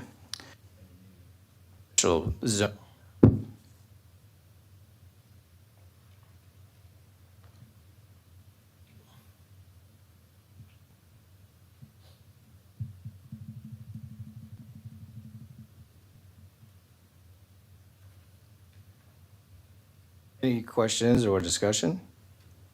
Chair? Mr. Dennis? So doing that, it would go, we'd put M1 back in, but would that allow other people to zone into M1 from something else? Yeah, I mean, from that, as far as my motion is concerned, it's not necessarily intended to like phase out or just be a transition thing. I think that with the OI and the EMP, I'm not suggesting that we eliminate them. Those would continue to exist. And if someone who is currently zoned M1 wanted to seek an OI or EMP zoning, they would have the opportunity to do that, and then have the planning commission and the county council review that on a case-by-case basis to give it the full diligence that that kind of review would deserve. Copy. Mr. Chair, you refer Price. to OI? I am. You mean as we go forward, an OI? I was just looking at the. OI exists in the 2021 code, doesn't it? No, it Where- doesn't. I'm sorry, is it EMP or, IN. what was the other one? So, as we propose. LI? As we propose the zoning designations that the M1 would fall under, just depending on their location within the county, the character of the area and so on, will go from anywhere from a GC to either or EMP. It could also be institutional, again, in some cases, but we also will have a light industrial zoning designation. Yeah, so I think that's what it was, is the INS or the EMP. I think that was what was on the equivalency chart, right? Mr. Dennis, did you have that?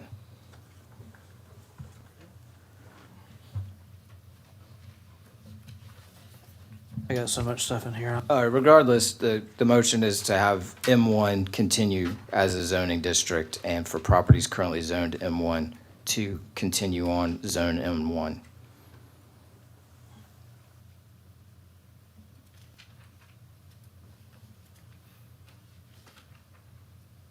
Chair?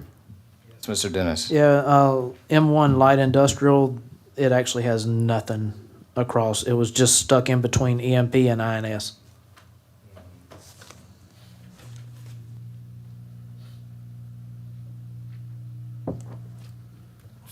Which, I'm sorry, Mr. Dennis, what was that? On the equivalency table, Chair asked where was M1 at. I said M1 was in the former zoning district, and that equivalency table, when you go over to the new zoning district, it was just stuck in, there was a space in between EMP and INS. And I remember that's what we talked about. It was kind of the sandwich in between. Correct. Well.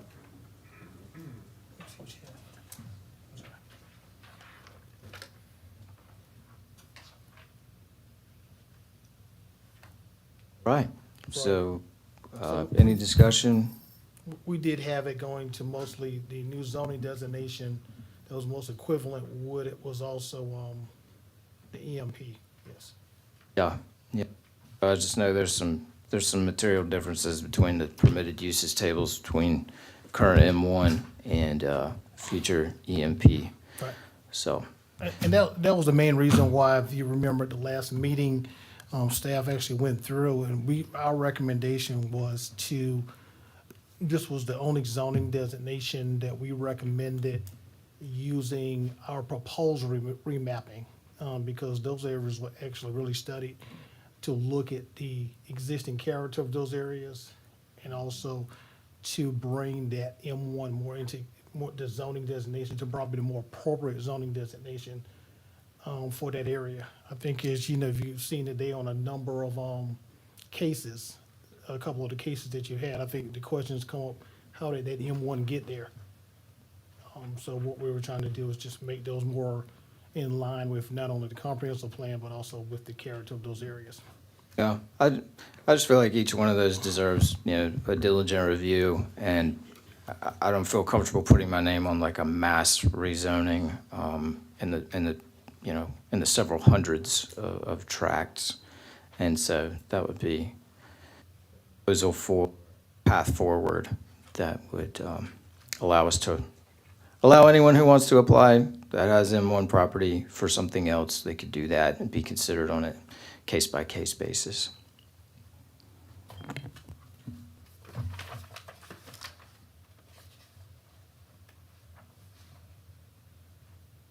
Anybody get any discussion or comments? Sure. Yes, Mr. Metz. Yeah, I agree with your assessment.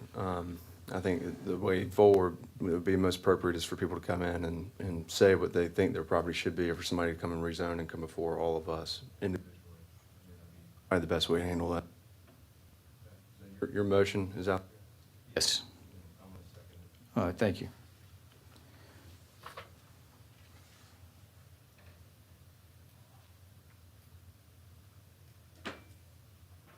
I have a question for staff. Yes, Mr. Yonke. So the way M1 works in the '05 code, it exists, but we can't zone to it.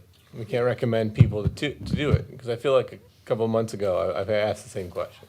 Yeah, going back when we did the 2005 code, our intention was to eliminate the M1 zoning designation, and make the parcels, give them a zoning designation that was most appropriate based on their location, character of the area. So probably either gonna go GC or LI. Again, a lot of, pushback because the M1 does kind of give you a little bit of both. It gives you the best of both worlds, either GC or light industrial. And so it was decided to go ahead and allow that zoning to remain, but to not allow anybody to rezone to it. I guess until we decided to take it up again, which is what we're doing now. Yeah, I mean, one of the material differences to me is, when you look at GC, or I believe EM, you have this multifamily apartment complex type thing. That's very different from M1 properties that, might be otherwise in some sort of industrial corridor. So again, it's just an example of the changes between the permitted use tables of those districts and why I'm so reluctant to just, vote in favor of a mass rezoning.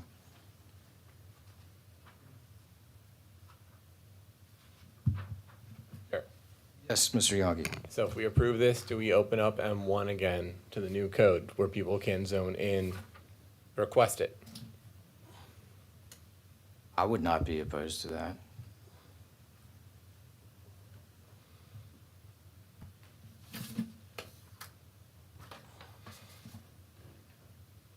All right, thank you, Mr. Yonke. Any other questions or comments, or discussion? All right. Hearing nothing else, Mr. Price, will you take the vote? Okay. Those in favor of moving item 8A to Roman numeral 7 to the ledger for approval. And let's add the 8, Excuse me, B1 excuse me, as B1, well. I apologize, yes. Both. You want to do both? Yes. All right, so that would be 8A to Roman numeral 7 and 8B1.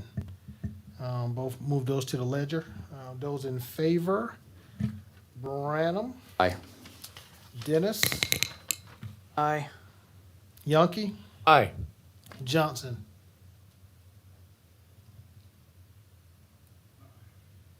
Metz, Durant, Aye. Taylor, Sirks. Aye. All right, that motion passes. Okay, thank you. All right, anything before we move on to item number 9 on the agenda? Okay. This is labeled 9C1, and this is motion from Councilwoman Newton.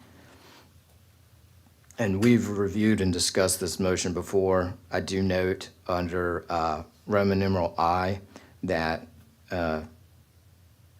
review of staff's recommendation to take action on this motion during the update of the comprehensive plan, which I believe is, being tentatively discussed as happening sometime in the next year, 2023.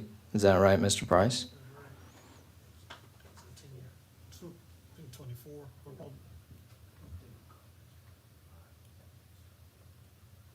Yeah, so the new comp plan is in 2025, but we'll probably start initiation of that in 24.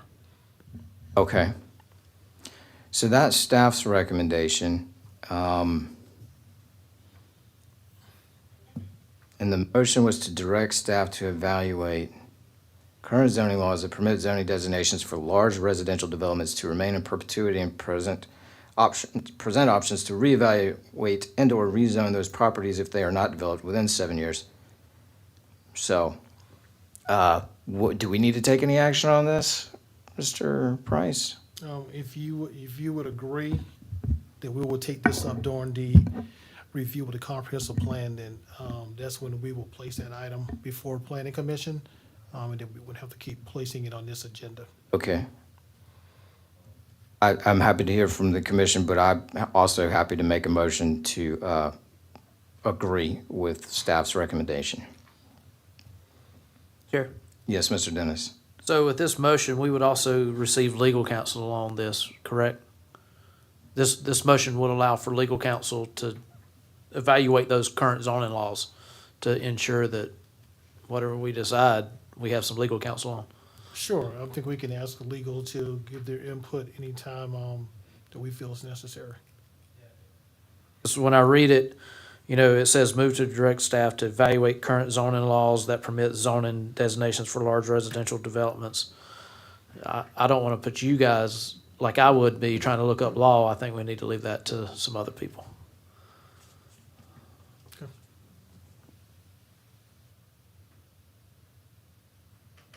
All right, so I made the motion that we support staff's recommendation. Is there a second? Second. All right, seconded by Mr. Yonke. Thank you. Any other discussion before we take a vote on that? Okay. Mr. Price, whenever you're ready. All right, those in favor of the motion to support staff's recommendation to take action on this item, the motion made by Councilwoman Newton and forwarded by council to take action on this motion during the update of the comprehensive plan. Branham. Aye. Dennis. Aye. Yonke. Aye. Johnson. Metz. Durant. Aye. Taylor. Searles. Aye. Okay. Thank you, and this will come about when we begin the update of the comprehensive plan. Okay, thank you. We do take Ms. Newton's motion seriously, and we hope that you will remember to bring it up at that time. Okay. Anything else before we move on to item 10 on the agenda? Okay. All right, so we got a proposal that we finalize our ledger of recommendations as well as a complete official zoning map and send those to county council with a recommendation that they adopt those proposed text amendments as well as the official zoning map that we have drafted. So we have within our packet on page 75 a list of the running ledger as it was constituted prior to today's meeting. We have taken some votes to add additional items to that ledger, and those are incorporated in our discussion and any vote that might happen.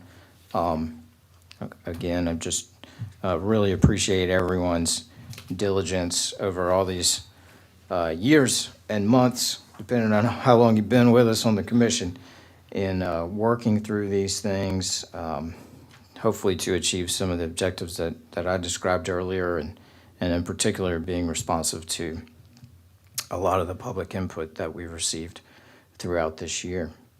So let's just take these, I guess, one at a time. Motion on 10A1, Roman numeral 1, is to submit the draft official zoning map that we reviewed with county council with a recommendation of adoption along with the recommended text amendments. And then a note that unless otherwise specifically voted on by the council, the recommended zoning map does and should strictly follow the translation table included in the text of the 2021 Land Development Code. Mr. Price. I think we need to address the M1. Okay, well, that's why I have that caveat there about unless specifically voted on by the commission.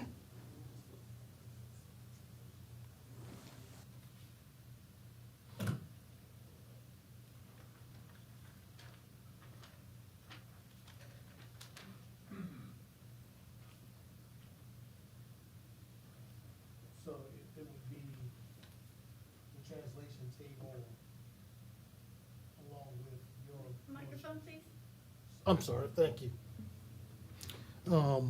So that would be the translation table along with the recent motions that were incorporated into the ledger regarding the M1 zoning designation. That's right. It's just meant to show that the baseline was the translation table, and then to acknowledge that we have added recommendations to modify, so with some variations from that. So we would, as we go to amend the land development code 21, the M1, the former zoning district of M1 would become the new zoning district of M1 also.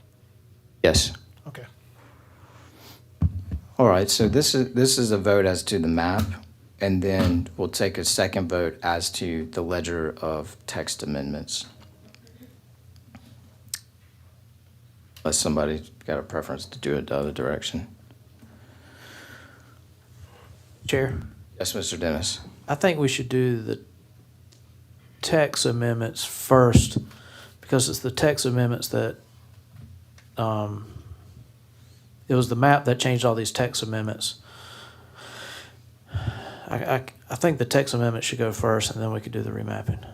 All right, any objection to taking a vote on the text amendments first? Because those text amendments would put the M1 into, you know what I'm saying, that translation of the M1 over, Yeah. which would then therefore set the map. Okay, we'll just switch the order, and let's take up the 2021 Land Development Code, the text amendments, which is 10B1, Roman numeral 1. Motion to send our full ledger as approved by majority vote today to County Council with a recommendation that the 2021 Land Development Code text be amended accordingly and to be so amended prior to implementation. Excuse me, Mr. Chair. Yes, Mr. Price. Again, I understand when we previously discussed this, but looking at the proposals regarding the zoning designations to establish a minimum and maximum within each of these zoning designations. I think as I stated before, that if you decide to remove the cluster development, there would not be a minimum, you would need a maximum. And also the minimum that you have recommended or made a motion to would not be achievable, because you would not be able to reduce the minimum lot area for that designation.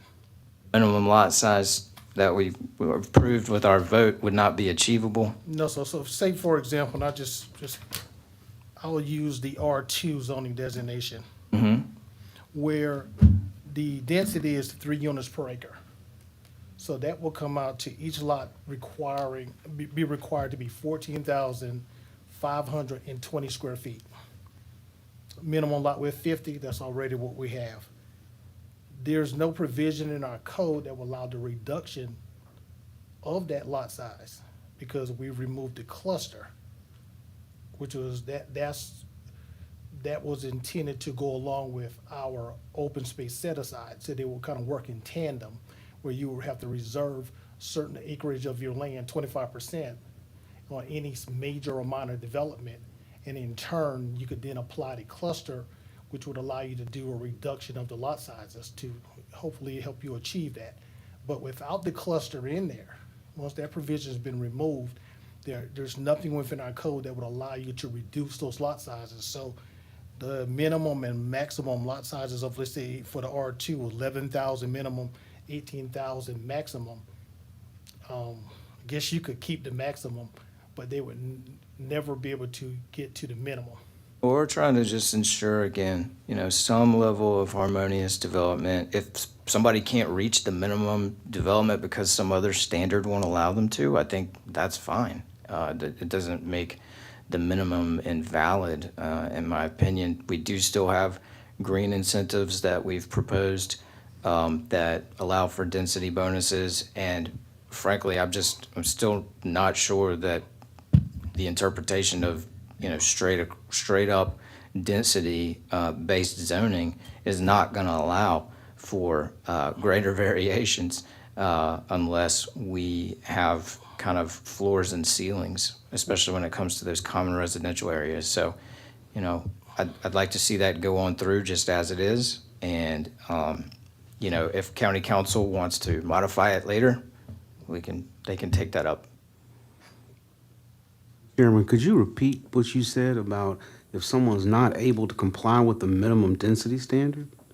Please repeat that. Yeah, the indication was the minimum lot size that was set forth in my motion was not achievable within one of the example residential zoning districts given because of the baseline density per acre, units per acre that is set forth. And what I was calling attention to is the fact that you have. It's not problematic? I'm sorry, what? And that's not problematic, Mr. Chairman?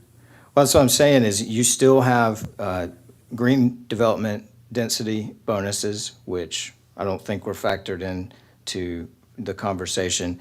And, just because you can't, just because, if there's some restriction that's in place that causes you not to be able to reach the floor of, a potential bandwidth, I don't think that makes the floor invalid.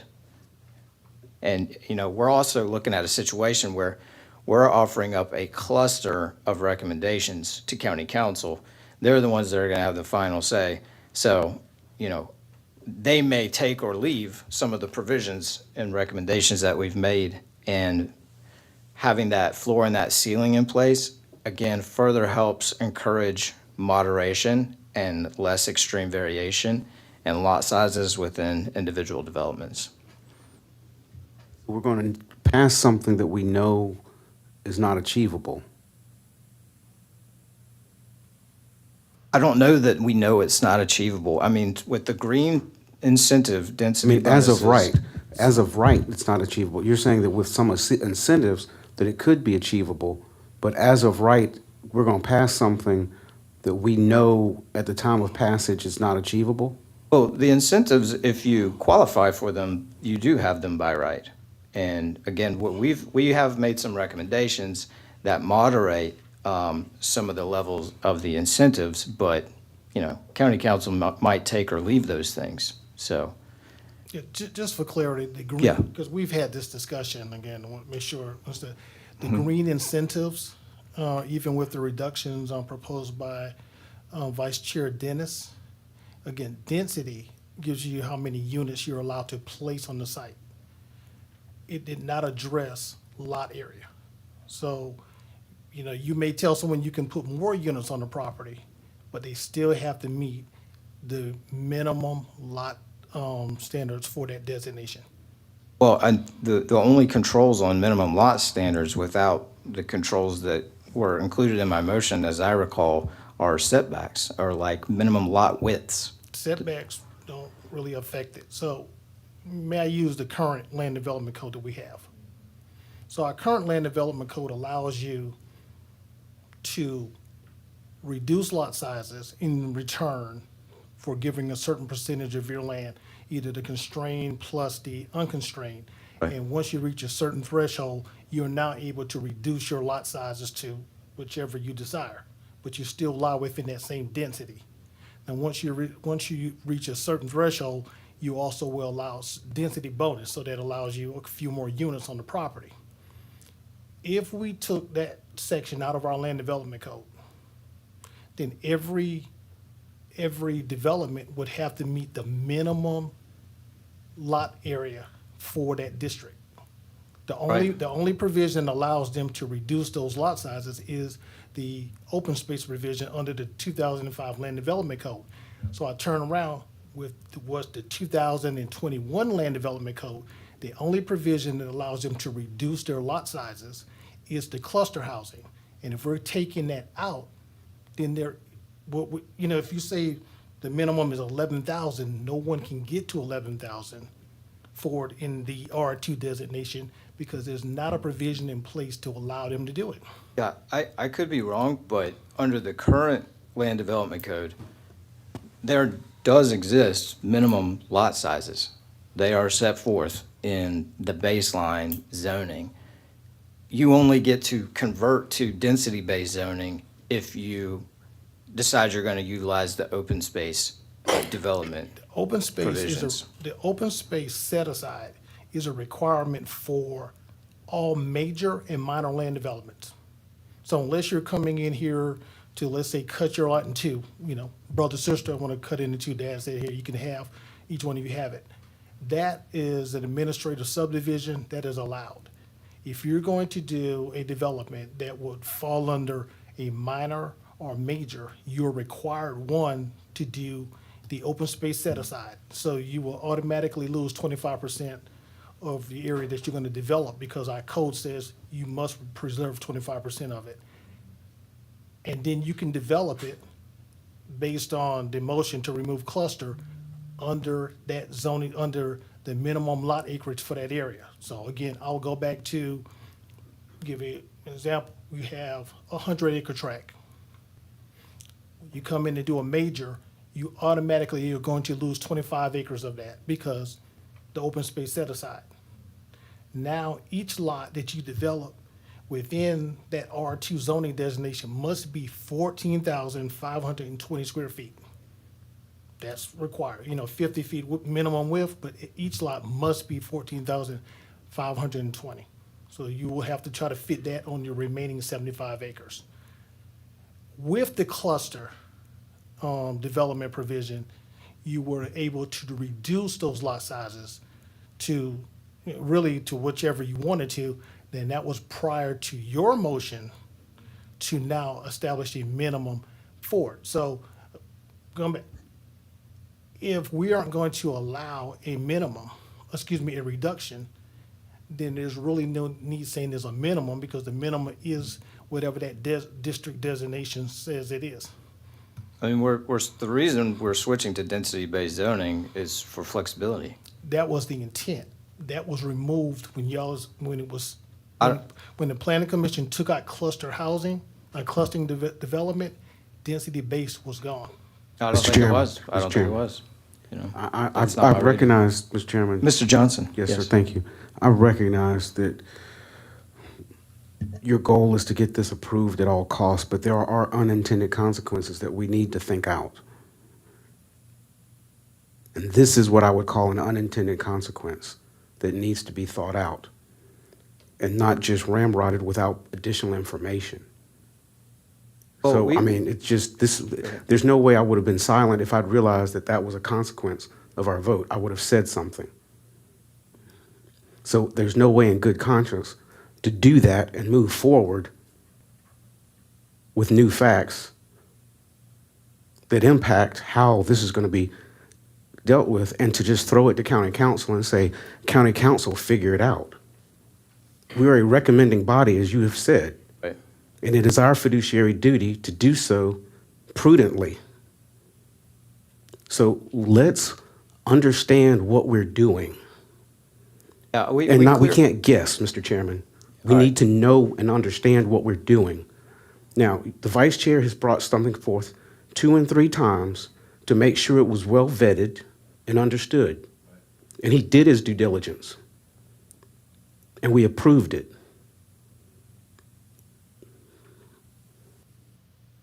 Yeah, we've had this discussion. I've had it. We've had discussions about looking to create harmonious development, and so that lot sizes don't have extreme differentiation. Part of that conversation also was with Assistant County Administrator Jensen, who's over there. Like I said, the recommendation for the way this was structured came from conversations with him, and apparently there's a difference in understanding of what the code says. Mr. Chairman, it's not fair to bring Mr. Jensen in it when you're going to be a future boss. That's not even fair to do right now. Mr. Johnson, please let me finish, what I'm okay? trying to say. Point of order. Yes. Point of order. What's the point of Listen, order? Point of order. Simple discussion. No accusations. Elections doesn't happen tomorrow, and things can happen. So let's. Understood. Not an accusation. I'm just simply saying that we are trying to talk through something. Right. And we're just discussing it.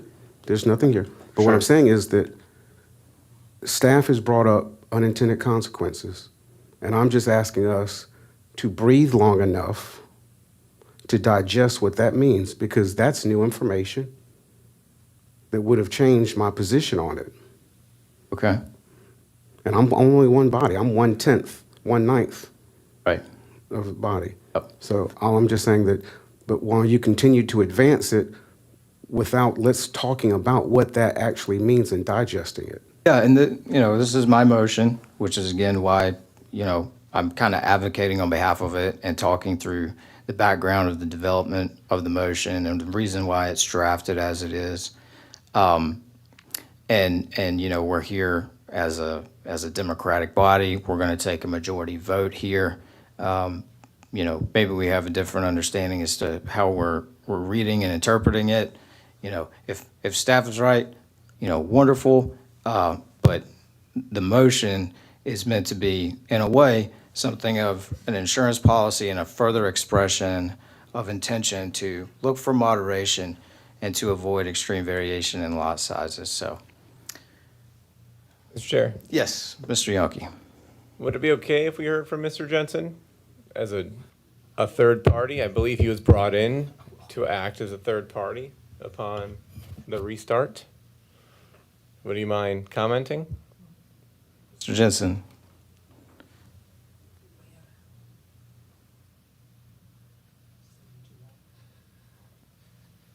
I've been sitting a long time. Thank you, Mr. Chair. Might be recognized.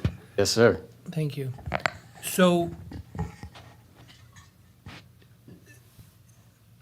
I think it would be most accurate to say that the chair requested that I draft standards based on something that he wanted to achieve, and so I did. I can't say that I recommended those standards. Another thing that the chair and I spoke about with is there are other ways to accomplish this also. If it's the commission's desire to discuss those, then I think you should make a motion to do that. If you like what is presented tonight, then you should make a motion to move that forward to council, if that is clear. Thank you, Mr. Jensen. But I think procedurally there's a motion on the floor, so that motion would have to be defeated before another motion could be brought forward, unless was the chair's motion seconded? I don't think it's seconded. What was excuse me, Mr. Chair? Yes, Mr. Durant. What is the motion that's on the floor? The motion, well, That yeah. we have listed in our agenda here? We are actually on the, on the vote to, on the land development code, the text, and to send the full ledger as approved. And then Mr. Price again raised the topic that we'd already voted on.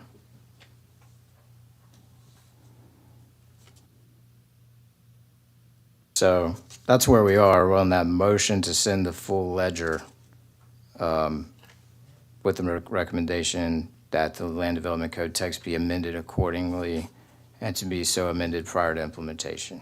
Mr. Chairman. Yes, Subject to Mr. Mr. Johnson. Young's advice of Mr. Jensen, can Mr. Jensen expound on what some of those other options are?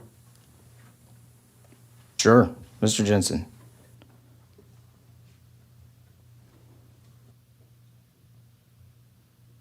Thank you, Mr. Chair. Excuse me. So another option would be to retain the cluster provisions, but instead of allowing 100% of them to be modified, you could simply limit to a fraction. So for example, let's just say that in your clustering ordinance, it said that you can reduce your lots to X or Y or by X percentage or by Y percentage and so forth. You could put a modifier in there that said up to 50% of the lots can be reduced to that size. And that particular standard would create greater variety within the subdivision. So for example, we're going to use some simple math here. If you have 100 acres and you say you do X, Y, Z, you get your lot size down 50% in terms of width, in terms of size and so forth. You're going to end up with substantial homogeneity in that subdivision because they're going to effectively, the typical mass home builder builds one floor plan or maybe two floor plans, sometimes three, but typically not more than that because there's savings, there's in doing it, whether it's the subs on the ground, whether it's the lender, whether it's the person providing the package of building materials, the less options, the cheaper and the easier it is to do it.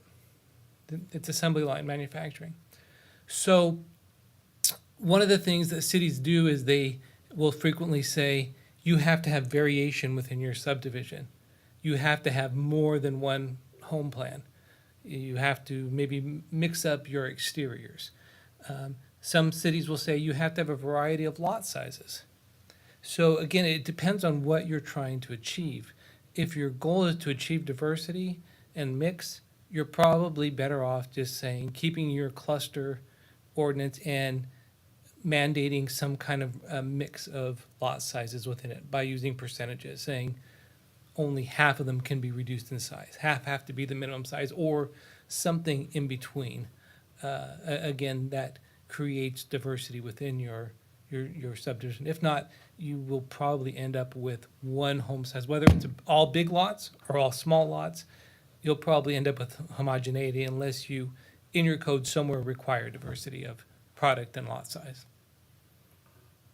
Mr. Jensen, do you potentially incorporate an average lot size, or you just go with the percentages and say, some can be as low as this, others, what, can be as high as something else, or how's that go? Yeah, so the range, the concept of a range is extremely valid because again, you want to, if your goal is to get diversity, then you have to define what diversity is. So you have to say up to this big and up to this small, and it has to be somewhere mixed. It has to be a mix of things in between this range. If not, you will get extremes. And sometimes that's okay, but sometimes it's not. And so again, depending on what you're trying to achieve, you want to have some set of standards that achieve whatever that is. So again, if you're looking for, I'm going to give an example that the chair and I spoke about one day. If you look in this community in particular, where is the most valuable property that's not on a lake or a river or something? It's pretty much in the Forest Acres area. There are some areas of Forest Acres that have very high property values. Well, if you go and you drive through Forest Acres, what are the attributes of that neighborhood? One, very few cul-de-sacs, a lot of through streets. Two, a wide variety of lot sizes. Within the Forest Acres, community there, you will find some very big lots. You will find some very small lots. You'll find some duplexes. You'll find the odd fourplex. You'll find, this mix of uses. And, and when you get the large commercial builders, you don't typically get that diversity. So if your goal is to kind of recreate these ideal communities or the sections of your community that you think are good, then you need to make sure your standards promote that. I think kind of what you described as far as like creating a band being a legitimate objective, that was certainly the objective of my motion. Yep. So, You're welcome. Jensen, if there are unintended consequences, you're comfortable with that moving forward like that? As in my role as your consultant on this project and not as the director, which is Mr. Price's role, I recommend an ordinance that promotes a diversity of product or rather, you can say that, or you can also say, I don't think that homogeneity in your subdivisions is a good thing. If that makes sense. How you achieve that diversity, whether it's the way that your chair has proposed, or if it's through some alternative method, I think is very laudable and very desirable. I agree with the goal. I'm just saying that if as written, there are barriers to development, you would still move forward with that as your recommendation. If I may, Mr. Chair, continue. Yes, Mr. Jensen. Yes. The question is, because we have so many changes, red lines coming at one time, and I personally have not had a chance to go back and to rectify and confirm that there are no conflicts, I can't answer that because I can't say that with all the changes, that there won't be opportunities to have lots smaller than the average, the gross average, that, baseline 14,000 or whatever it is. We'd have to go back and, after, and look at all these changes and then go back and read the code and say, yes, that is what actually happened, or no, there are ways to do that. Like I said, the very easiest way to do this is just to keep your cluster and just say X percentage can be reduced in size and X have to be, maintain the minimum, and you have to spread them out throughout the subdivision. You can't just put in one pocket a whole cluster of tiny lots and then a whole cluster of big lots. You have to somehow, spread it out. That's the simplest way to do it. I'm not commenting. I'm just saying that's there it goes. Clear that the commissioner saying that's not what we're doing, though. That's not what we're doing? Correct. We've eliminated the cluster. Right. And Mr. Jensen was saying that we've retained the density-based zoning, but we have eliminated the cluster incentive provisions that existed previously. Mr. Jensen was saying that in order to achieve that diversity, to leave the cluster and then make adjustments to it. But what we've done is to eliminate it. Well, what we did was my recommendation on my motion is to create a band where there can be variation. It's a 25% up and it's 25% down. Mr. Chairman, can we not accept Mr. Jensen's recommendation? You might. That would be up to the majority vote. I understand that.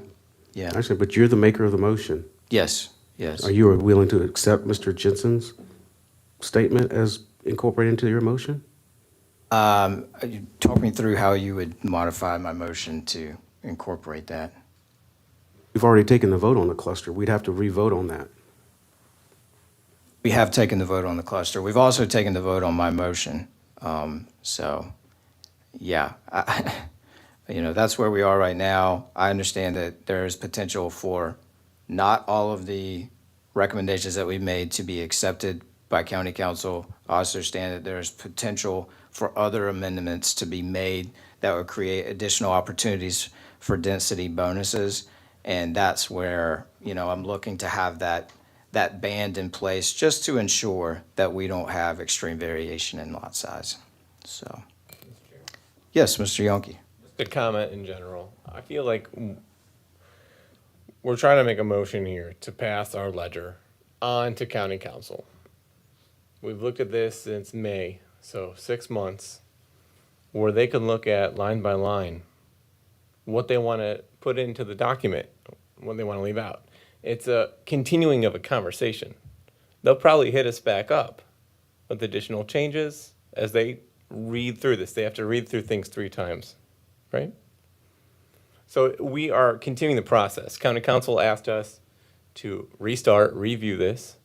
We looked at all of these, made motions for each one, including one earlier today. We're asked with 10B here to vote and approve to send this on to council. That's where I feel like we're at right now, to continue this conversation with council. It doesn't end right here. It's just we've studied this since May, and this is what we've come up with. We want to move this along, continue, have more public input, see what council, if they agree with some of the line items here, or if they don't like it. I would like to make a motion to approve Chair? 10B.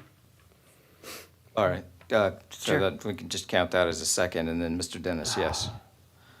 In light of all this conversation, I actually wanted to remove 3 things from the ledger. As be to removing 3 things. What is that? I wanted to remove 3 of my own motions, some stuff that we did a while back. And we did my motions before we done the change of the R or RT and HM lot sizes. So once we made those changes, it actually changed how my motions could affect the LDC. So I wanted to remove, basically, here, I'll read it. I want to remove the as to farm supply and machine sales and service, line 9 on page 75 of our packet from county council consideration. Simply because of the changes made to the HM lot size, this could pose a problem to proximity of people's property that does have the smaller HM lots. Before it was a bigger HM lot, but when we moved that down so people would subdivide more, it's gonna make it smaller. And if we put in a farm supply unit, I mean, those were meant to have big acreage. It just doesn't fit anymore. I also wanted to remove to the as farm supply distribution hub on line 10 of that ledger on page 75 of our packet from county council consideration, simply because the changes made to the RT zone and land size. This could pose a problem to the proximity of people's property in the smaller RT land size that allows for more subdivisions for generational wealth. And since we addressed that generational wealth, I think that's just one thing we need to give up. And then also, I want to remove as to the veterinary services livestock, line 17 on page 75 of our packet from county council consideration, simply because the changes made to the RT zone and land size. Once I started looking at everything, this could pose a problem to the proximity people in smaller RT land size that allows for subdivision for generational wealth. And one of the veterinary services, one of the reasons why I changed that, because I knew it was going on the ledger and we had to fully vote, was one of the things that Mr. Johnson pointed out when we was taking that it could, be. And then also Cirques and Yankee asked the question. And I was like, no, it'll be fine. But once we made that change to the RT, it doesn't fit anymore. And I really don't want to put my name, and I don't want y'all's name on that, because we changed those lot sizes for that generational wealth. That does not allow these 3 to work out the way I had intended before we changed that zoning. So Okay, so that would be, I could amend my motion to, send this full ledger except for those lines 9, 10, and 17 that you request from the ledger. Mr. Yonke, did you want to second that, or does anybody want to talk about that? Question. Yes, Mr. Procedural Duran. question. You've got a motion that's been properly seconded on the floor, and now you're looking to amend that. Yes. And Yes, that's I'm- right. I'm just not, what's the proper way of doing that? I'm amending the motion, and I'm asking for a second on the amended motion. I think Counselor's I bel- asking whether or not we need to vote I on that and believe- then vote on the alternative. I believe properly, Mr. Dennis would make a substitute motion. If you willing to accept, and if you would accept that, you would incorporate it along with your motion. Okay, yep, that works too. Thank you for saving me from. All right, Mr. Youngkin, do you still want to second that substitute motion, or I guess I'm seconding, Mr.? I will accept it.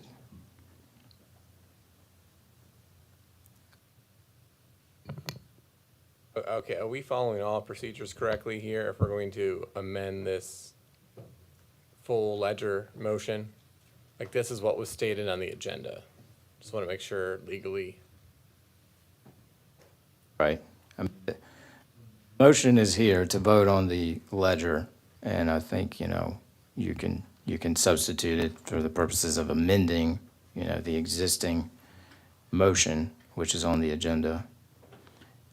Mr. Price, do you perceive any procedural issue with that?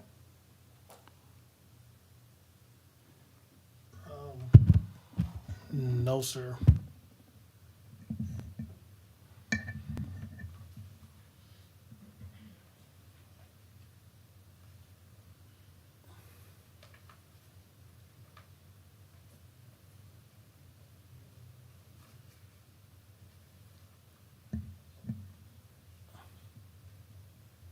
Chair? Yes, Mr. Dennis? According to Robert's rules on the table, it looks like you can amend a pending motion. It must be seconded. And the amendment of the pending motion is technically a subsidiary motion. So I think we did that correct. We had a motion, we made an amendment before the vote for a secondary motion, and then the secondary motion has to be seconded by the person that made the motion to accept, which would be the chair. All right, yeah, so I would second that. All right. So we've got 9, 10, and 17 deleted, and then, of course, we're incorporating the motions that we voted to add to the ledger earlier. Any other discussion at this time?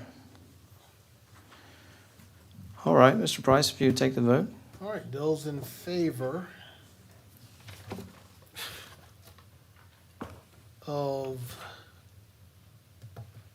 of approval of 10A, 10B, 1 of the agenda, which would be to send the full ledger as approved by majority vote today to County Council with a recommendation, 2021 Land Development Code text be amended accordingly and to be amended prior to implementation, and that would include the amendments made proposed by Vice Chair Dennis. All right, those in favor? Branham, Aye. Dennis, Aye. Yonke, Aye. Johnson, No. Metz, Durant, Aye. Taylor,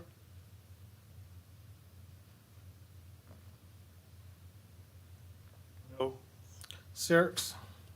Aye. All right, the motion passes. All right. And we'll now take up item 10A, which is the official zoning map, which has been drafted by staff with guidance from the commission. And the motion is as stated in the agenda. And I believe I read that out loud earlier in the meeting.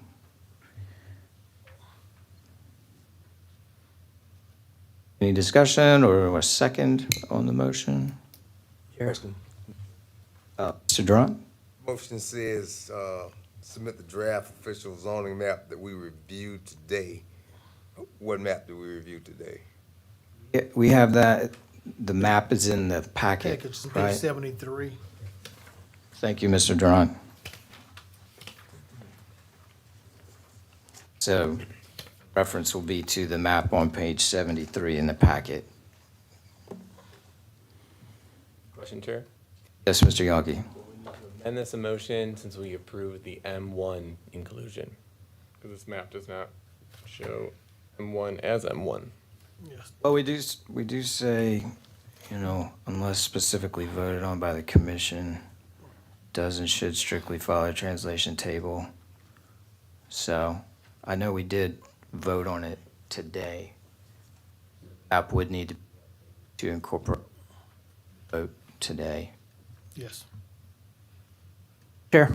Yes, Mr. Dennis. So basically, this map, the only thing that would change would be the M1s that were proposed, they're just gonna stay M1. Right. So, but everything else on this map is right, minus the Yes. M1s. Mm-hmm. So we're just carrying the M1 legacy over into our new code. Therefore, this map the M1 parcels will become M1. Right. Okay. That is what we voted on today, so that is, So that's technically the M1's the only change to the map. yes. Okay. All right. Thank you for the clarifications. So again, that's my motion. Is there a second? Second. Thank you, Mr. Durant. All right. Further discussion? Have a vote, please, Mr. Price. Okay, we have a motion for approval of item 10A1, which establishes the official zoning map as stated. Motion to submit the draft official zoning map that we reviewed today, the county council, with a recommendation of adoption along with the recommended text amendments. Unless otherwise specifically voted on by the commission, the recommended map does and should strictly follow the translation table included in the text of the 2021 Land Development Code, and that the only change would be that with the creation of an M1 zoning designation, and that the M1 designation would stay as currently is. All right, Yes, thank you. those in favor? Branham, Aye. Dennis, Aye. Yonke, Aye. Johnson. I'm sorry, what was that? Metz, Durant, Aye. Taylor, Aye. Sirks. Aye. All right, that motion passes. All right, thank you. Anything else before we move on to the chairman's report? That's me, right? That's still me? Yeah. All right.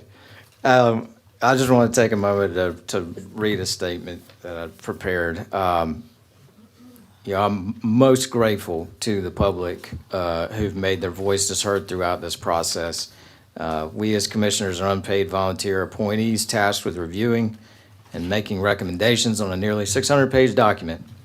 Input from the public aided us in understanding potential impacts of change and added resolve to our desire to spend more time getting our hands dirty in the process of reworking the Land Development Code so that it better reflects the desires of the majority of the involved citizens in Richland County. I believe that good government should sincerely factor in the voices of interested citizens, especially when making decisions that so directly impact them. We are recommending an advisory group to County Council on matters such as zoning and land development. We who sit on the commission have given our best efforts as we have entered into this process at different points along the way. We've worked to wrap our brains around the issues at hand and make recommendations we believe are in the best interest of the county. And in the case of this land development code, we remain keenly aware that cities and towns in our county have their own land development codes. While the county codes do have an effect on our cities and towns, the most direct impact is to properties in the unincorporated parts of the county. This commission is but one part of the process, and we now respectfully send our recommendations to County Council with faith in their desire to seriously consider what we have proposed. I'm confident the council will work with county staff to give the public additional opportunities to discuss our recommendations with them prior to council's final votes on our recommendations. I encourage the public to continue to engage with your district's representative on council. This may be my last meeting serving on this commission for the time being. If it is, I want to express what an honor it has been to serve this county in this way. I love this county. I'm a lifelong resident. And I've been humbled to have this opportunity to hopefully give back to my community for the last few years. Thank you to the staff who have helped facilitate the commission's business, and thank you to my fellow commissioners for your willingness to give of your time and talents. Thank you for humoring me. That's all I have for the chairman's report, and item 12 is the planning director's report. Mr. Price.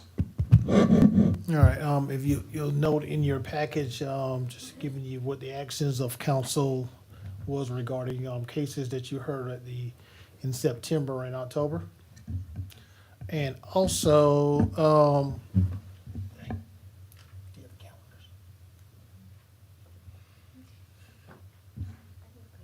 don't worry about it.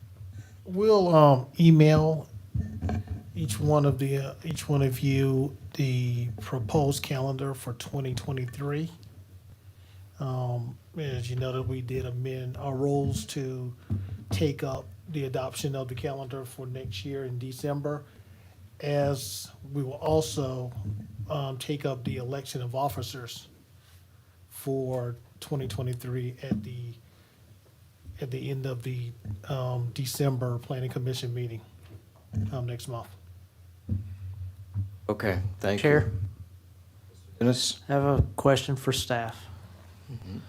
So we changed those rules.